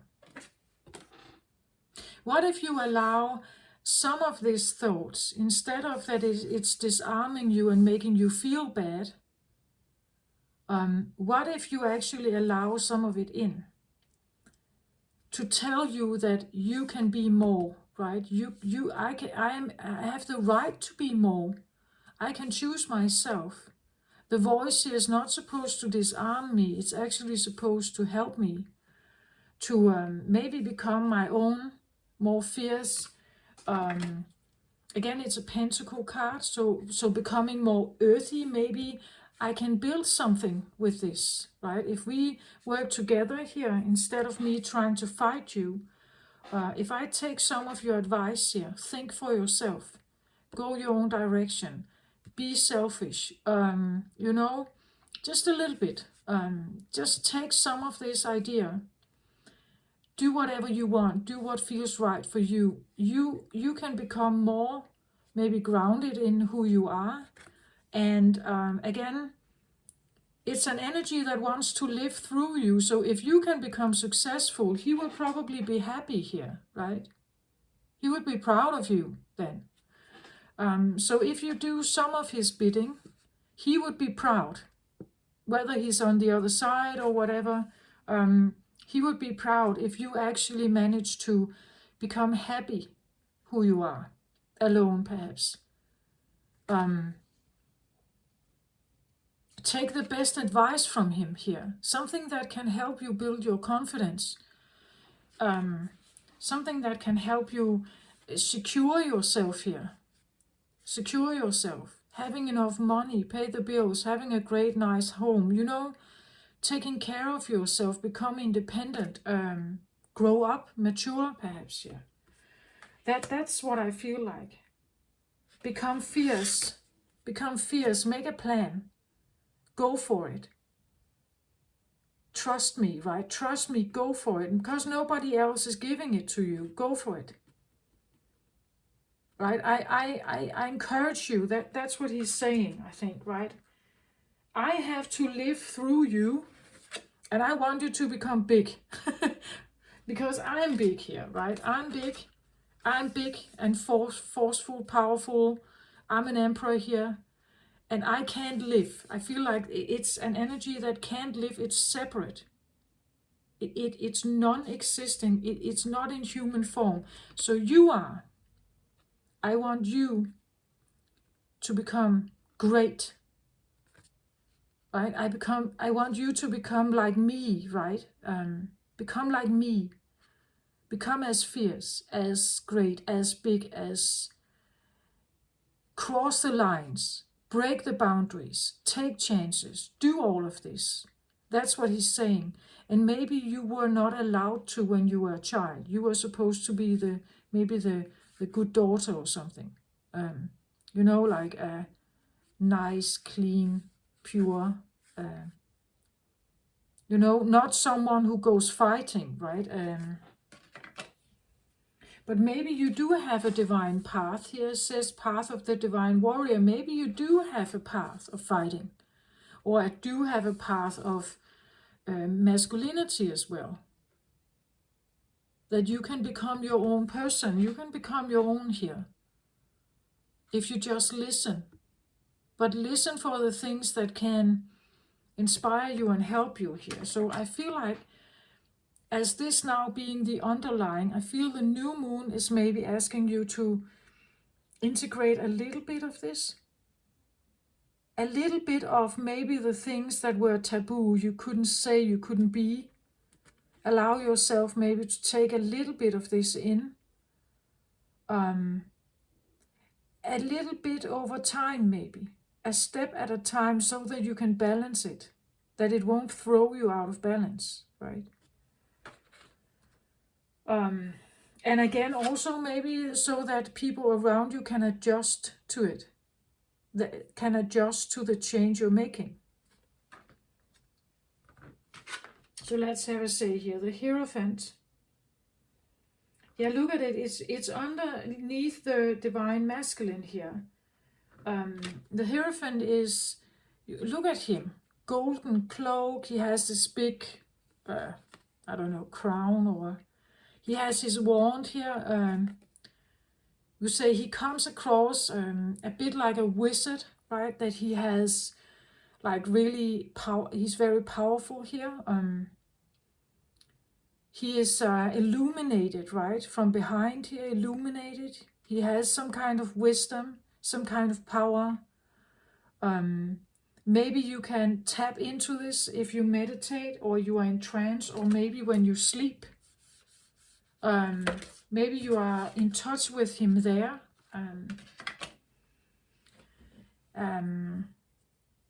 But look at this golden cloak, right? Golden.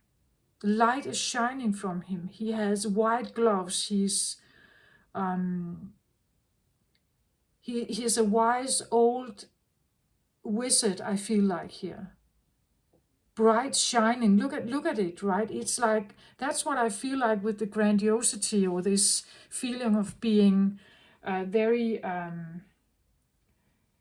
talented, very clever, very good at something.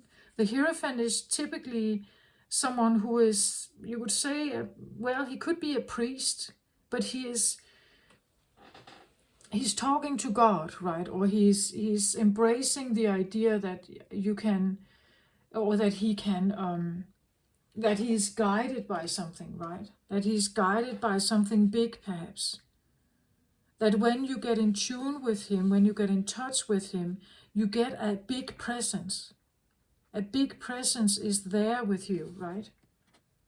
Again, a bit like Jupiter, right? That Jupiter's there, the planet of expansion and growth, and he can't have the growth, right? He can't have the growth unless through you here.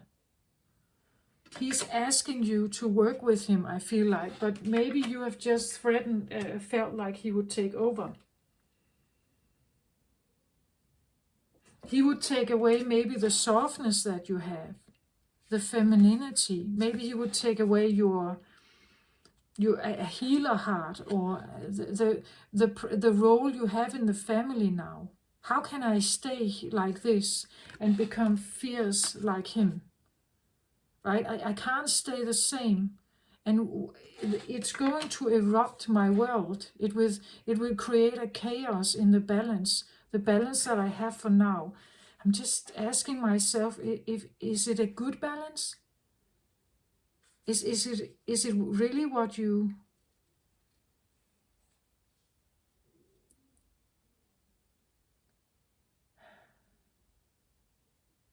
Because change comes with change.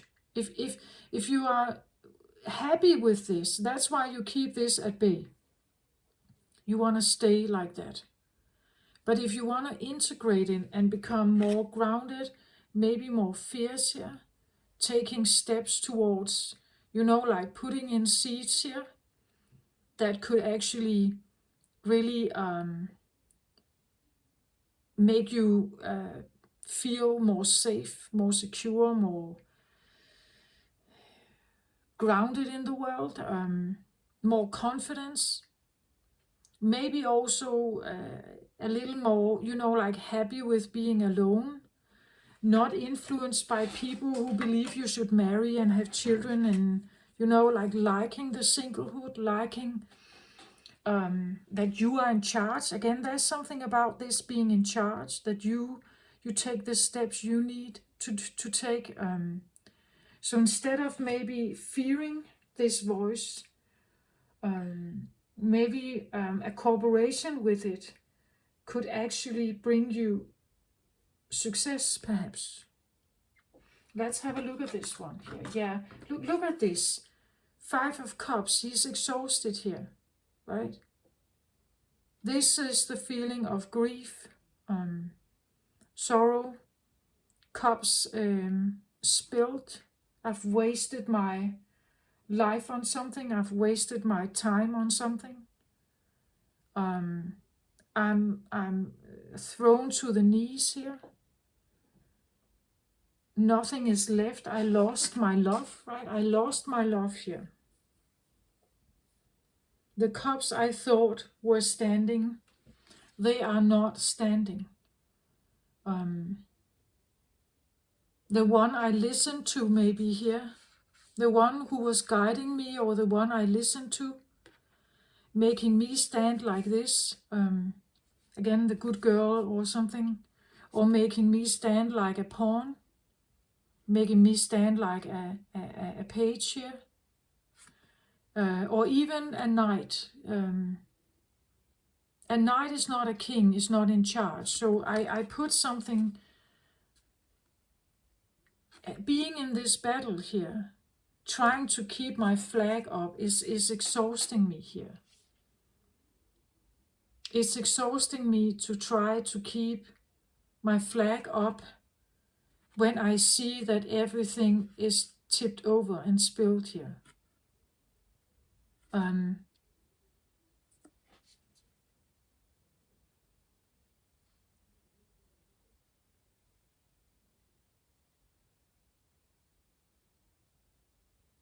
Maybe you loved someone, right? You loved someone very dearly, who was feeling like this, very grandiose, right? Who saw themselves as the patriarch of the family, perhaps, the preacher, the one to trust, the priest, right? The one that people go to when they are in sadness and in need. But again, I get the feeling that it's not necessarily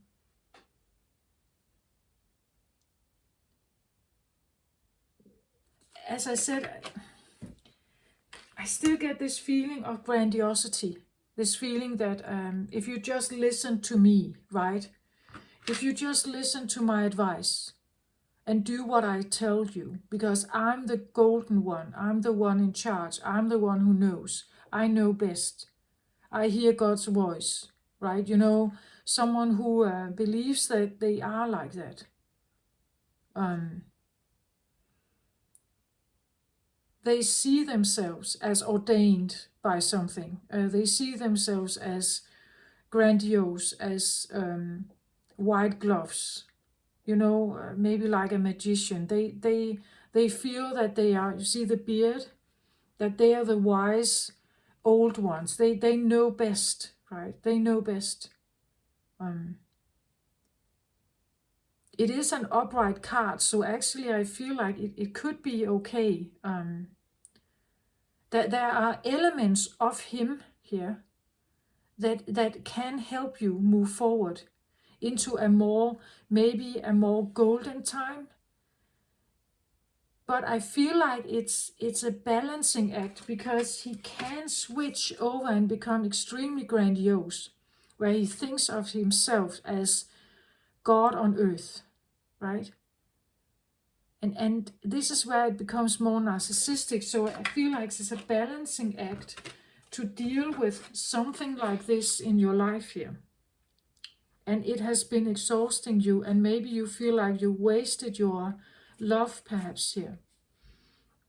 A war of roses, right? You have wasted your love, your heart here on someone who only thinks about, money perhaps, or grandiosity, spotlight. You see, like standing in the spotlight here, right? Being overshined by spotlight and abundance. It could be the feeling, why is someone rich like that and so abundant and overshowered with spotlight and likes, and I'm like this here? Well, it has to do with what they believe about themselves. Over here we have someone who believes he believes he is big. He thinks of himself like big.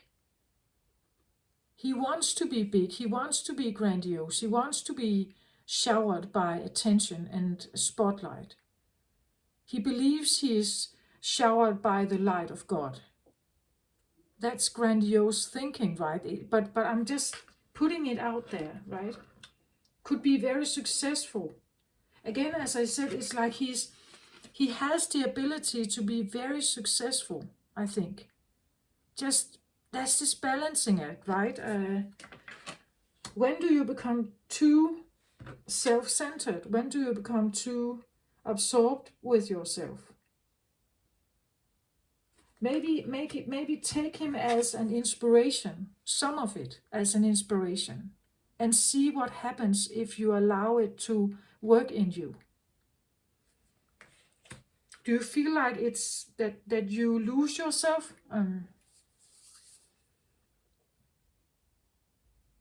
But again, if you feel like this, over here we have an energy that feels like this: disarmed, exhausted, broken. You may have a broken heart here. The feeling of grief, grieving that you lost someone maybe. And they are only speaking to you through the ethers. That you lost them, and you may feel that you have to listen to them, right? Because you love them here, you are mourning.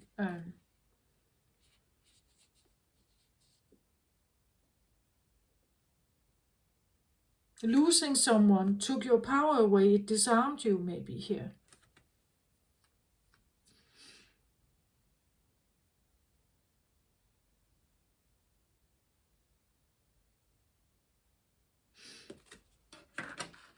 Maybe because something happened here, you trusted someone, right? You may have trusted someone here because you felt disarmed somehow. You trusted something here. Someone who promised you maybe gold and glory, right? Because they seem so Messiah-like. They seem so big and grandiose and trustworthy and wise and everything, right? And maybe they are. I just get this feeling that they are not.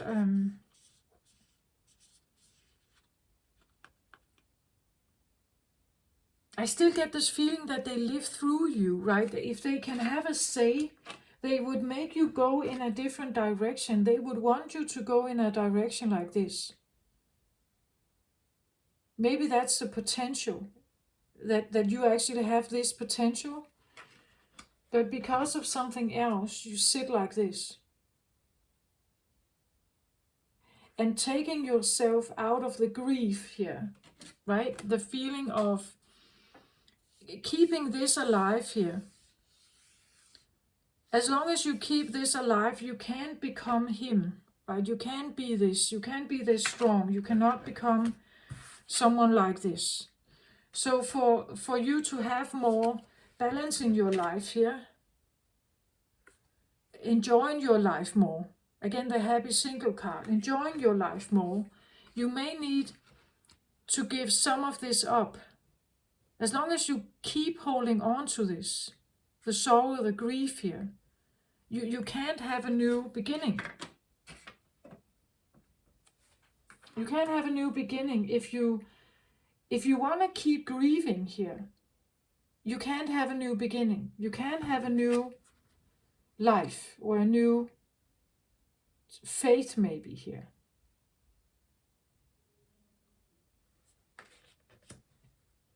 Maybe you keep someone at arm's length, like literally an ex-person or someone you met at some time who felt, or they gave you some kind of advice. They felt very, maybe alluring, very attractive, very golden for you. You trusted them, you felt they gave you good advice, or they felt elevated, right? They felt,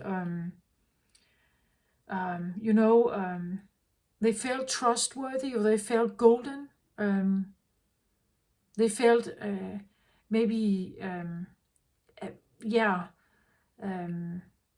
very confident in themselves. And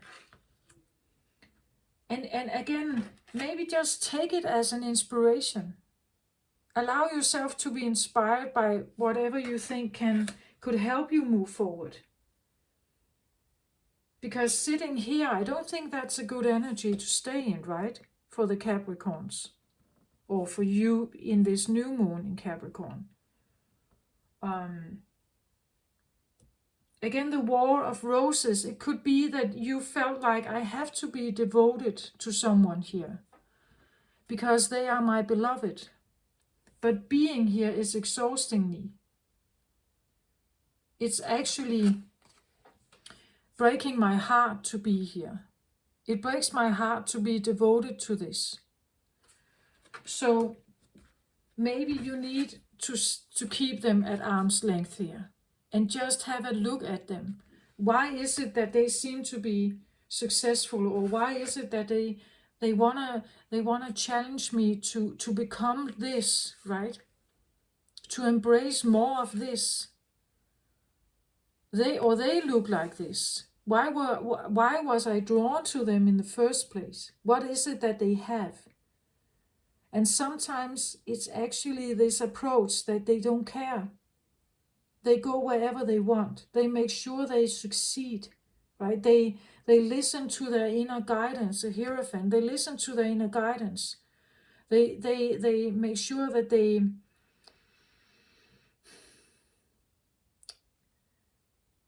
take the necessary steps towards their success.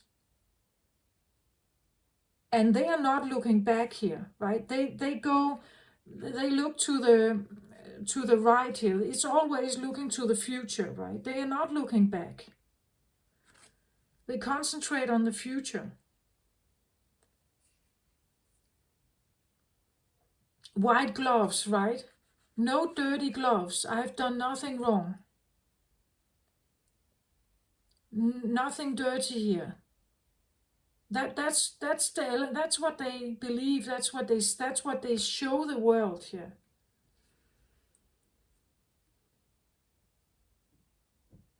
And as long as they stay in this belief, that's what the world is returning. That's the law of attraction, actually. If you can stay in this thing that I'm pure as light, I'm big, I'm great, I'm golden, then you can attract golden stuff, even if it doesn't seem fair.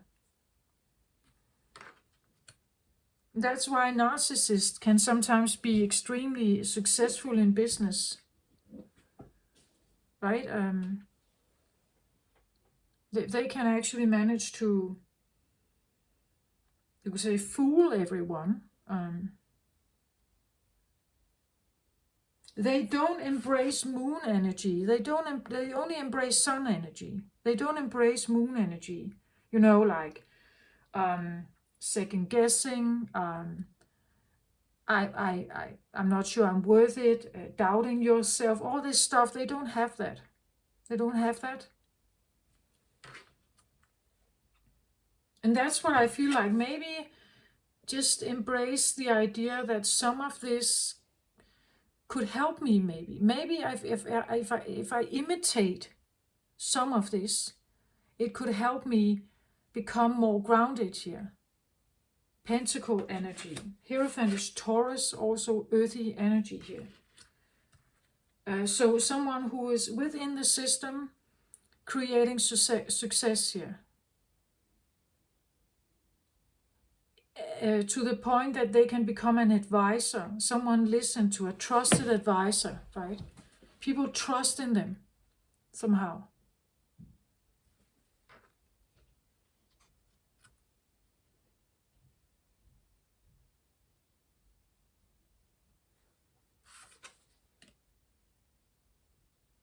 I think it's primarily because they don't doubt themselves.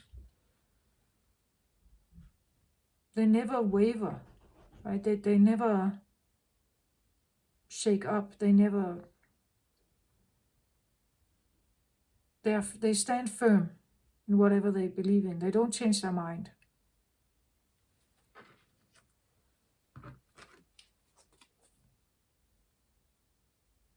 So next card out in the middle here is the Page of Wands.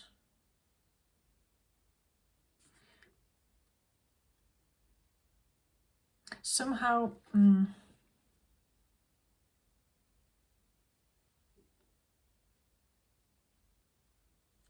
again, look at the image here. He stands here and there's a bird here and a bird here and he holds the wand. I always see the Page of Wands as he's studying it. He's looking at it, turning it and twisting it and figuring out, what is this? How can I somehow use this to maybe go where I want? And now again, it's like, now we have two birds here. One on each side of the shoulders, or one on each side. So maybe, you see, imitating or learning from whoever you are keeping at an arm's distance here, observing them, learning from them, seeing how they manage themselves, can help you to raise up your wand again and take another look at it. Becoming more acquainted with it. Showing you something maybe to fight for, or something you want to invest in.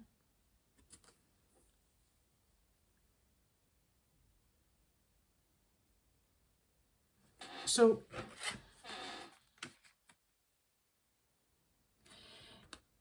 allowing yourself to own the fact that you actually do have a wand, a free will, a power within you to rise up again, from this position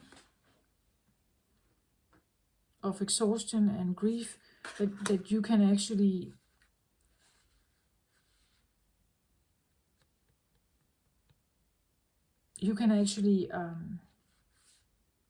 live again. You can actually take steps now towards something new.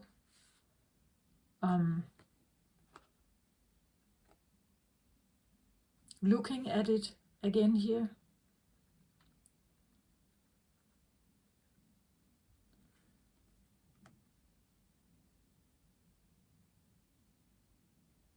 That could help you, right?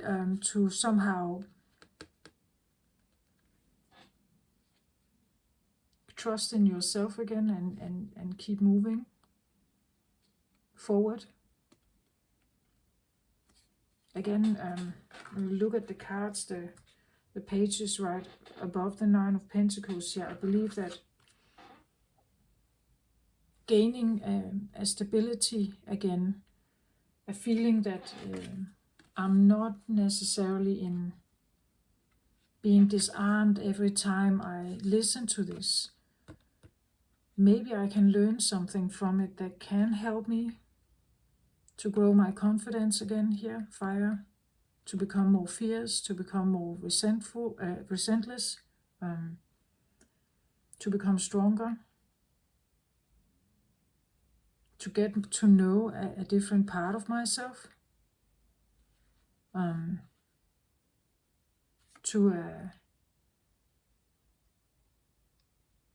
to ignite something,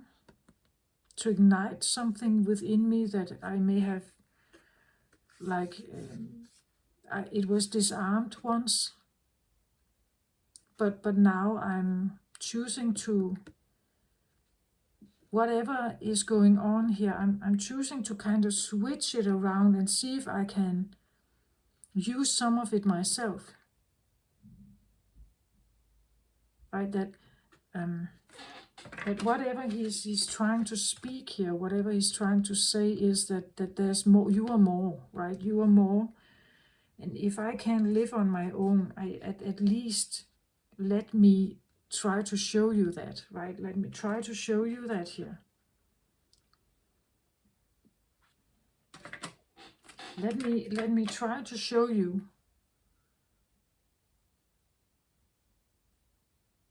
that you can be more.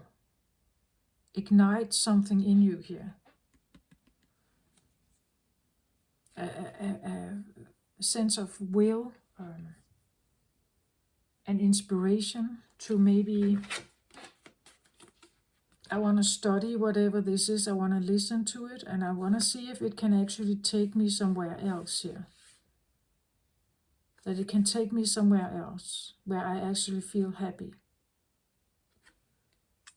and content, and that I have what I need, that I'm secure and I have what I need.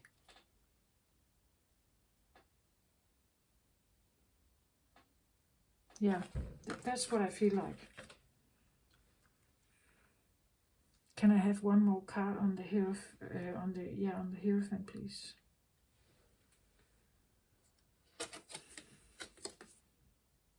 Knight of Swords reversed. Yeah, he can't get to say whatever he has on his mind. It's like he has no voice on his own, so he is speaking to you because you can hear him.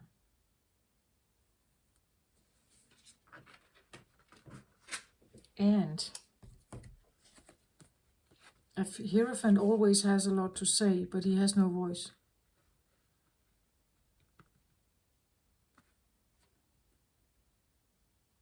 He can't get his message through here, right?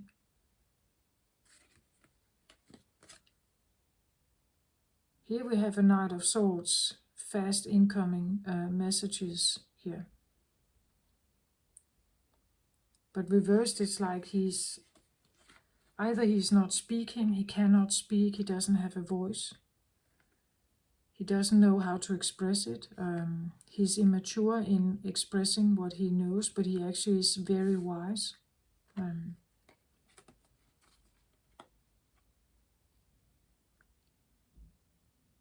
Or it could be that that's what you have felt, that I couldn't show this. I couldn't show him here. I couldn't show him, right? I could never voice this. This could never be said. Whatever this is over here, it can never be said. It will bring me unbalance. It will bring me unsafety, perhaps. So I have to somehow not speak. The voice cannot be spoken.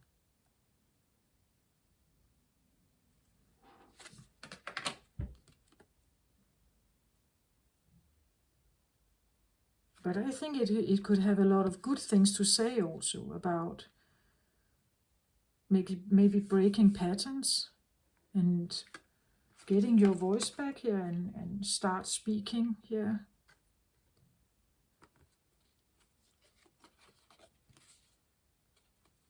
But that's what I feel. I feel like this energy is saying that I can speak all the things that I want to say. I can't get it out there. It's not a possibility for me. So you can, right? You can do this.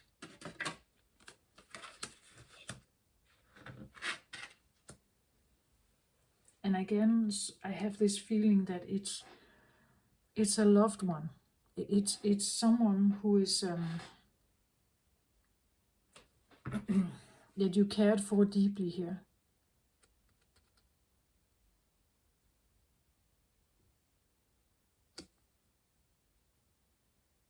That you lost somehow, or is no longer in your life.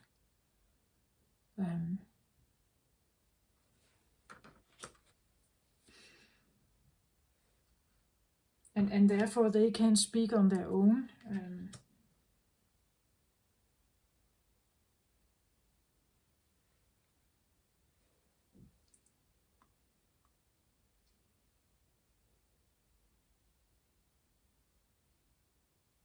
Yeah, that's what I feel like. Can I get another card on the Five of Cups, please? Again, this feeling of the War of Roses, that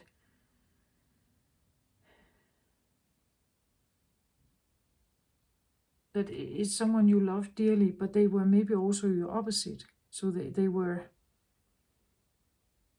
I wouldn't say a threat, but they were so different from you, right?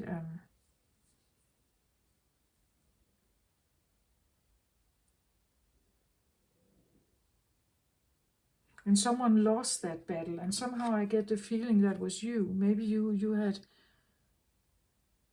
got the hardest hit of whatever encounter this is, right? Could be the feeling I am the only one living the pain, and someone else here is living glory, right?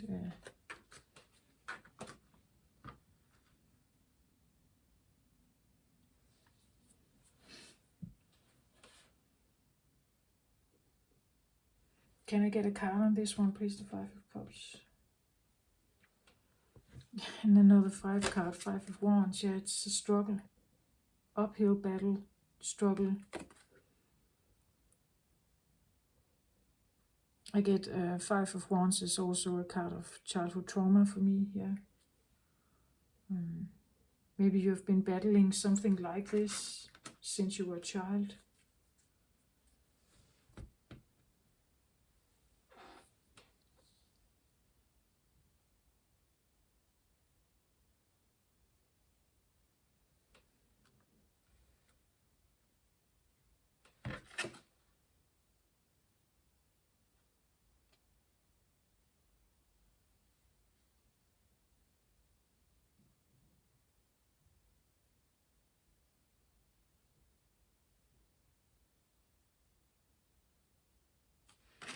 Okay.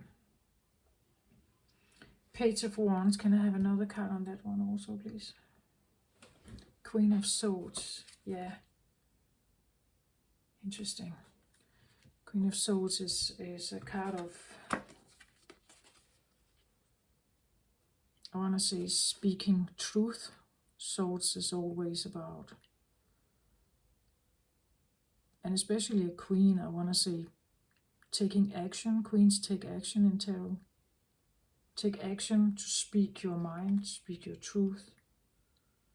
Maybe change a perception about something. Forgive a situation, or change how you think about something into something new. Look at the white doves here. Purify your thoughts. Think better of yourself.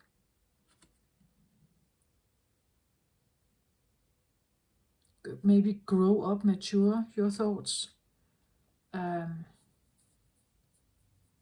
Again, I think about the scribe, the reversed, that someone couldn't grow up. They were not allowed to have the opportunity to come in, to reincarnate and have a life. Or not again, maybe they descended, meaning that they died again, or their self died. So they operate only from ego, meaning that they can't ever by themselves change anything. They stay in a position of ego, perhaps, here. Maybe from an earthly point of view, they are very successful, but from a spiritual growth point of view, they are not. And here I think maybe learn from them, right? Get in tune with what it is that they can say. What is it they can say? Maybe you can say it. Or you can start maybe speaking a bit like that, and that would probably give you some feeling of, I don't know, willpower, maybe a sense of contentment, or resistance, maybe a bit more. I can do this. Confidence, maybe here. It's interesting how her sword is pointing to this, and it's kind of lit up, like it's becoming more glowing.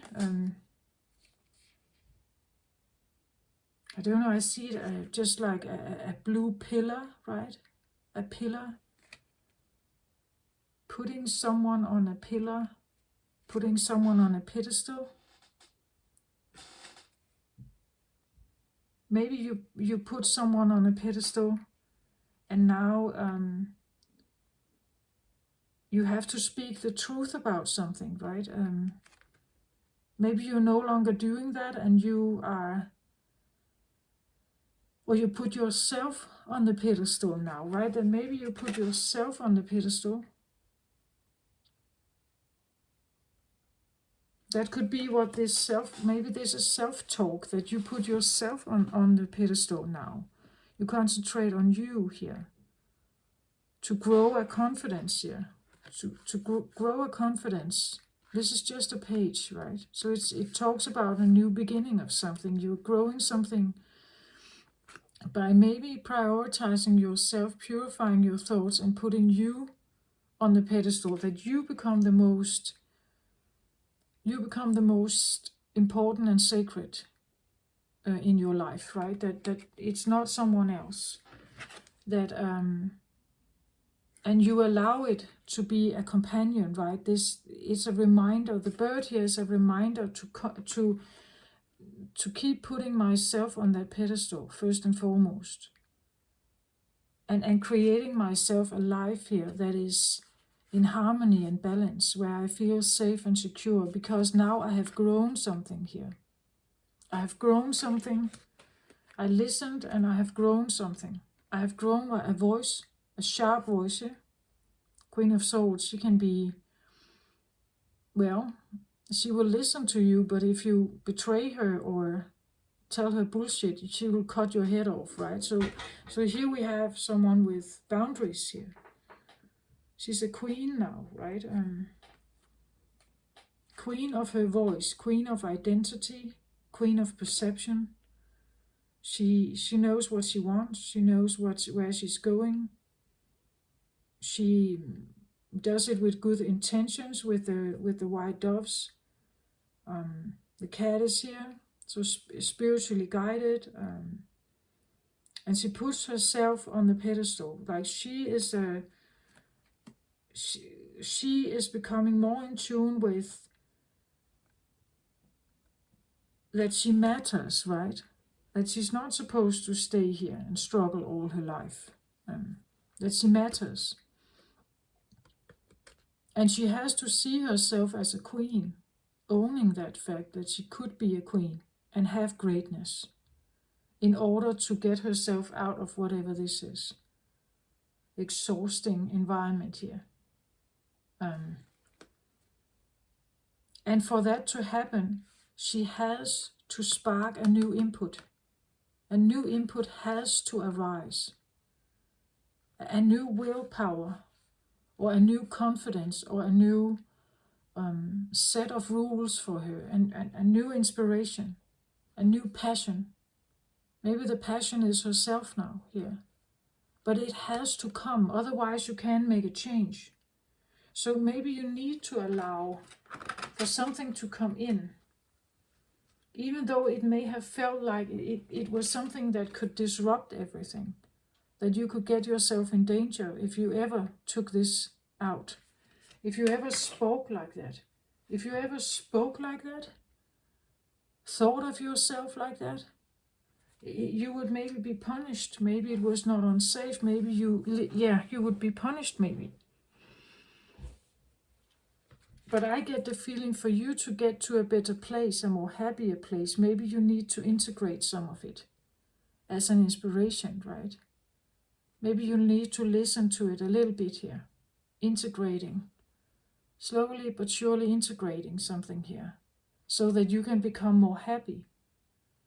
I don't know if you need to be single, but if you are recovering here from a broken heart, maybe you do want to be single for a while you build up here again.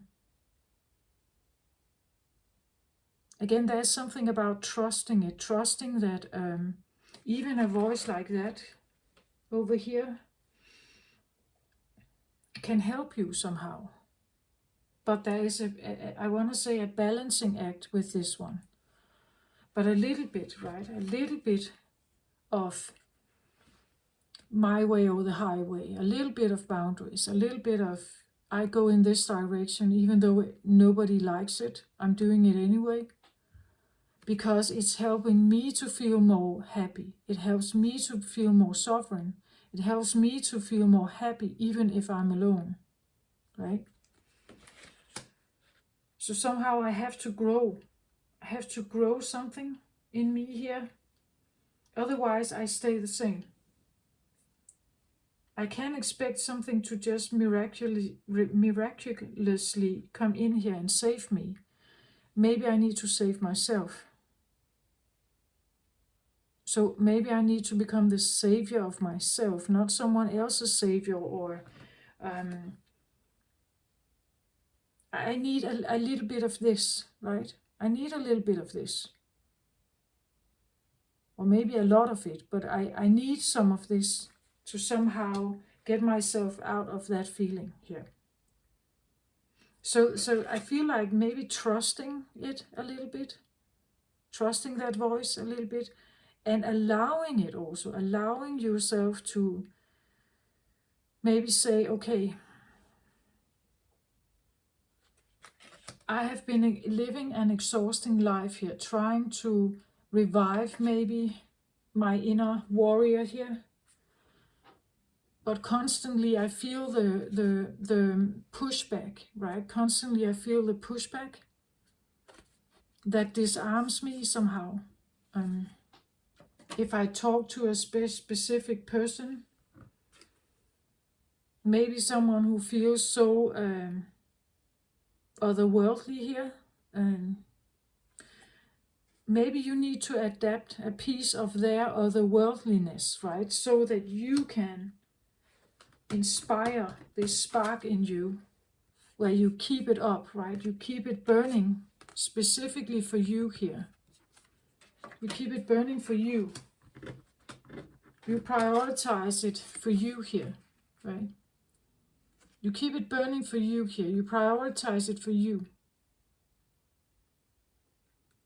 And that becomes now your passion. My passion is now not someone else, but actually healing myself. Healing my mind, my brain, my way of thinking. Putting myself here. Thinking of myself as a queen. Feeling that I deserve to be treated well. I deserve to make my own decisions. I deserve to go in whatever direction I want. I deserve to be single if I want to. I deserve loyal, good, pure-hearted people around me. I'm only surrounded by pure, good-hearted people here. I'm not allowing to be judged, and so on, something like that. And that is now your biggest passion. And you can revive that because you take inspiration, right? You take inspiration by someone who always sees themselves first and foremost, prioritizes themselves first and foremost, feels that they are entitled to, that they are to be regarded as a force, regarded as valuable, regarded as a king, as golden here. Maybe you need to take some of this on, so that you can spark that inspiration in yourself, that passion, that you are worthy, right?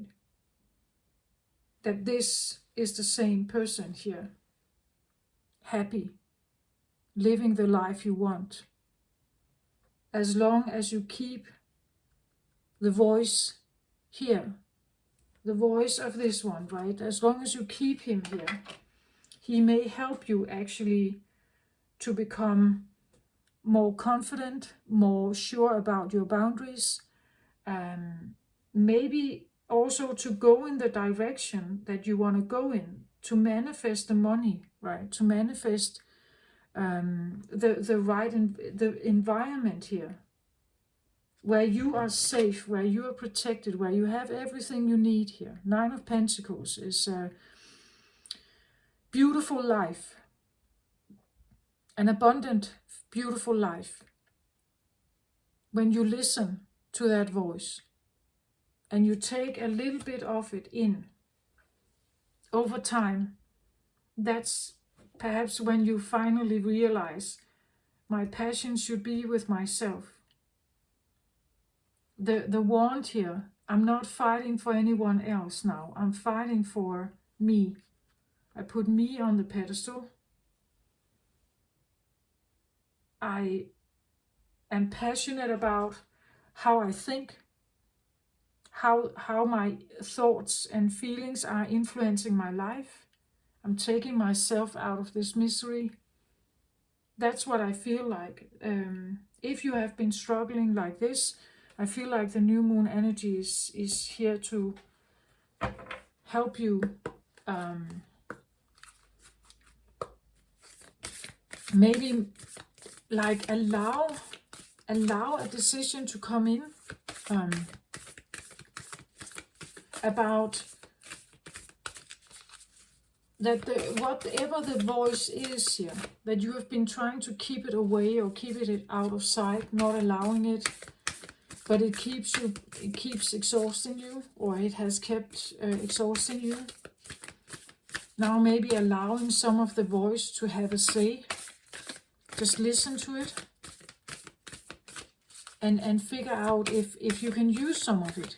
Can you somehow use some of it? Can it be beneficial to you somehow? And yeah, maybe you need to change your entire identity here. Like maybe you become a different person. People can't really, like they feel like they don't know you maybe. But it's necessary if you want to change from whatever this is into something more here, or something else. You can't stay the exact same person and then expect that suddenly out of the blue you will have this, or out of the blue you will suddenly feel like a queen here. No, it comes with an internal shift. Okay, let's have a card more from the eyes of the soul. So let's have a look at if your soul is actually wanting to say something here about this. Find the middle ground, compromise, exactly. Find a middle ground with the sword, right? Find a middle ground. And look at this, it looks a little bit like a dragon here. From beneath, right? The dragon from beneath here that spits fire maybe. Try to to find a middle ground, compromise with these energies and try to figure out how to balance them. Early on in life, maybe you were not allowed to figure that out. You were not even allowed to show some of it. But now you take your time and you just find a way how to compromise with this, integrating maybe your yang energy with your yin energy, right? And become more aligned, more. It could be that you integrate a shadow element of yourself, maybe here. Find a middle ground. If this is a person in your life, try to figure out a compromise with them. So that none of you actually needs to go to war with each other, right?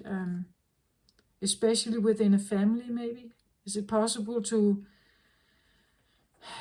just figure out that you are standing on two different sides of the story, and maybe both of you need to learn from each other, right? Maybe both of you need to learn from each other. It's not just you that needs to learn from here. Maybe they also need to learn from you, right? At the bottom of the deck, I get a new door is opening. Step over the threshold. And look, she is still holding him here. Holding the bird here. The spirit guide or the ancestral guide. But again, I feel it's very powerful. We have a dragon underneath here with big wings.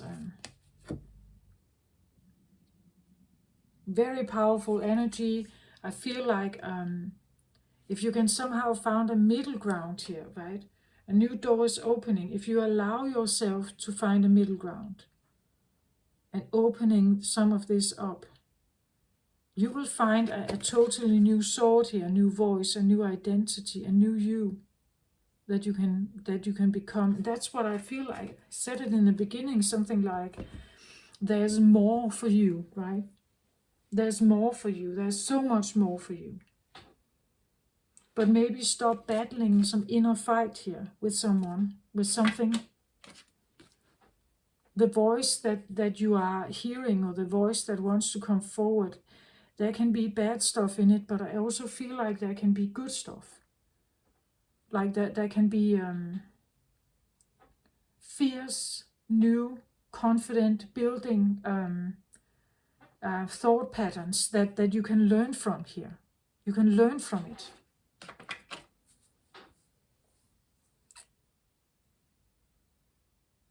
And integrating some of it will allow you to have the middle ground. So a balance between yin and yang, maybe, or a balance between your ego and self, a balance between light and shadow, right? So it's a more aligned version of you. Knowing also your deep dark secrets, knowing your deep dark thoughts can also be helpful, and knowing it's part of you, perhaps. If not you, then it's part of someone else. And what can you learn from them? Can they somehow be an inspiration? Can they somehow help you open a door here to something new? Creating a new life for yourself here.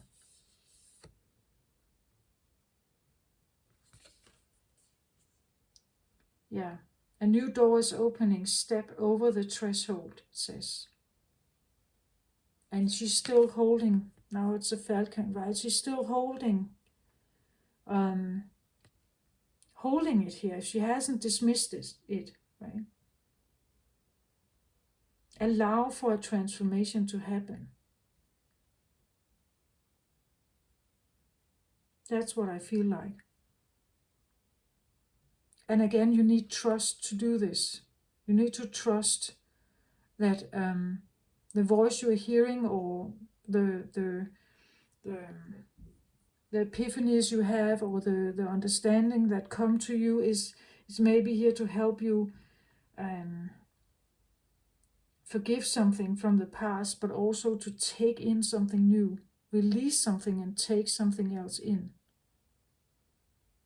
A power you may never felt you had. Over here we have a lot of like lack mentality and feeling of being weak, right? A brokenness somehow, and here we have a queen here, right? We have a dragon down here. I just have the feeling that there's extreme power. It's very powerful. If you somehow can compromise or find a middle ground of this. So instead of rejecting the bird and keeping it at arm's length, maybe you actually talk to it now. And we want to figure out, what is it that I can learn from you, that I may need to learn, so that I can prioritize myself more and build myself up here. So that I can step into the new life, the new beginning, the new opening. The door is open, the portal is there, if you want it.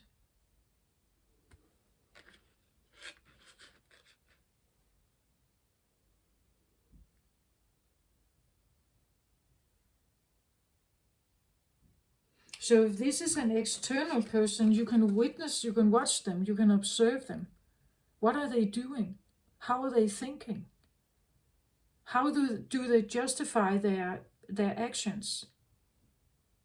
Even if I don't like them, how do they justify them? What is needed to see yourself as this? How do you need to feel? How do you need to think about yourself? How do you need to... This is a winner, right? This is someone who is at the top of the top, the golden one. It's a gold medal. This is the Olympics, right? This is a... What kind of mindset do they have? Right? That kind of feeling that maybe you need to adapt some of this to inspire this new thing in you. That's what I have for this new moon reading. I hope this helped somehow, someone out there. Again, I wish you the very best. Sometimes we really can learn from those who trigger us the most. And maybe you need to figure out who is actually triggering you the most. And maybe figure out what's driving them. As I said, how do they see the world? How do they justify their choices and their way of being? What is not present? What is not present in someone like this? Doubt, right? Self-doubt, second guessing, feeling low, feeling weak, feeling small, that's not present here, right? So think about that. If this can help you somehow. Take very good care of yourself out there. I send you my very best and beautiful Christmas blessings for all of you out there. Take care of yourself also here. Prioritize yourself. Keep yourself as safe as you can. Keep that at priority. That's what I feel like. Love and light to all of you. Bye-bye.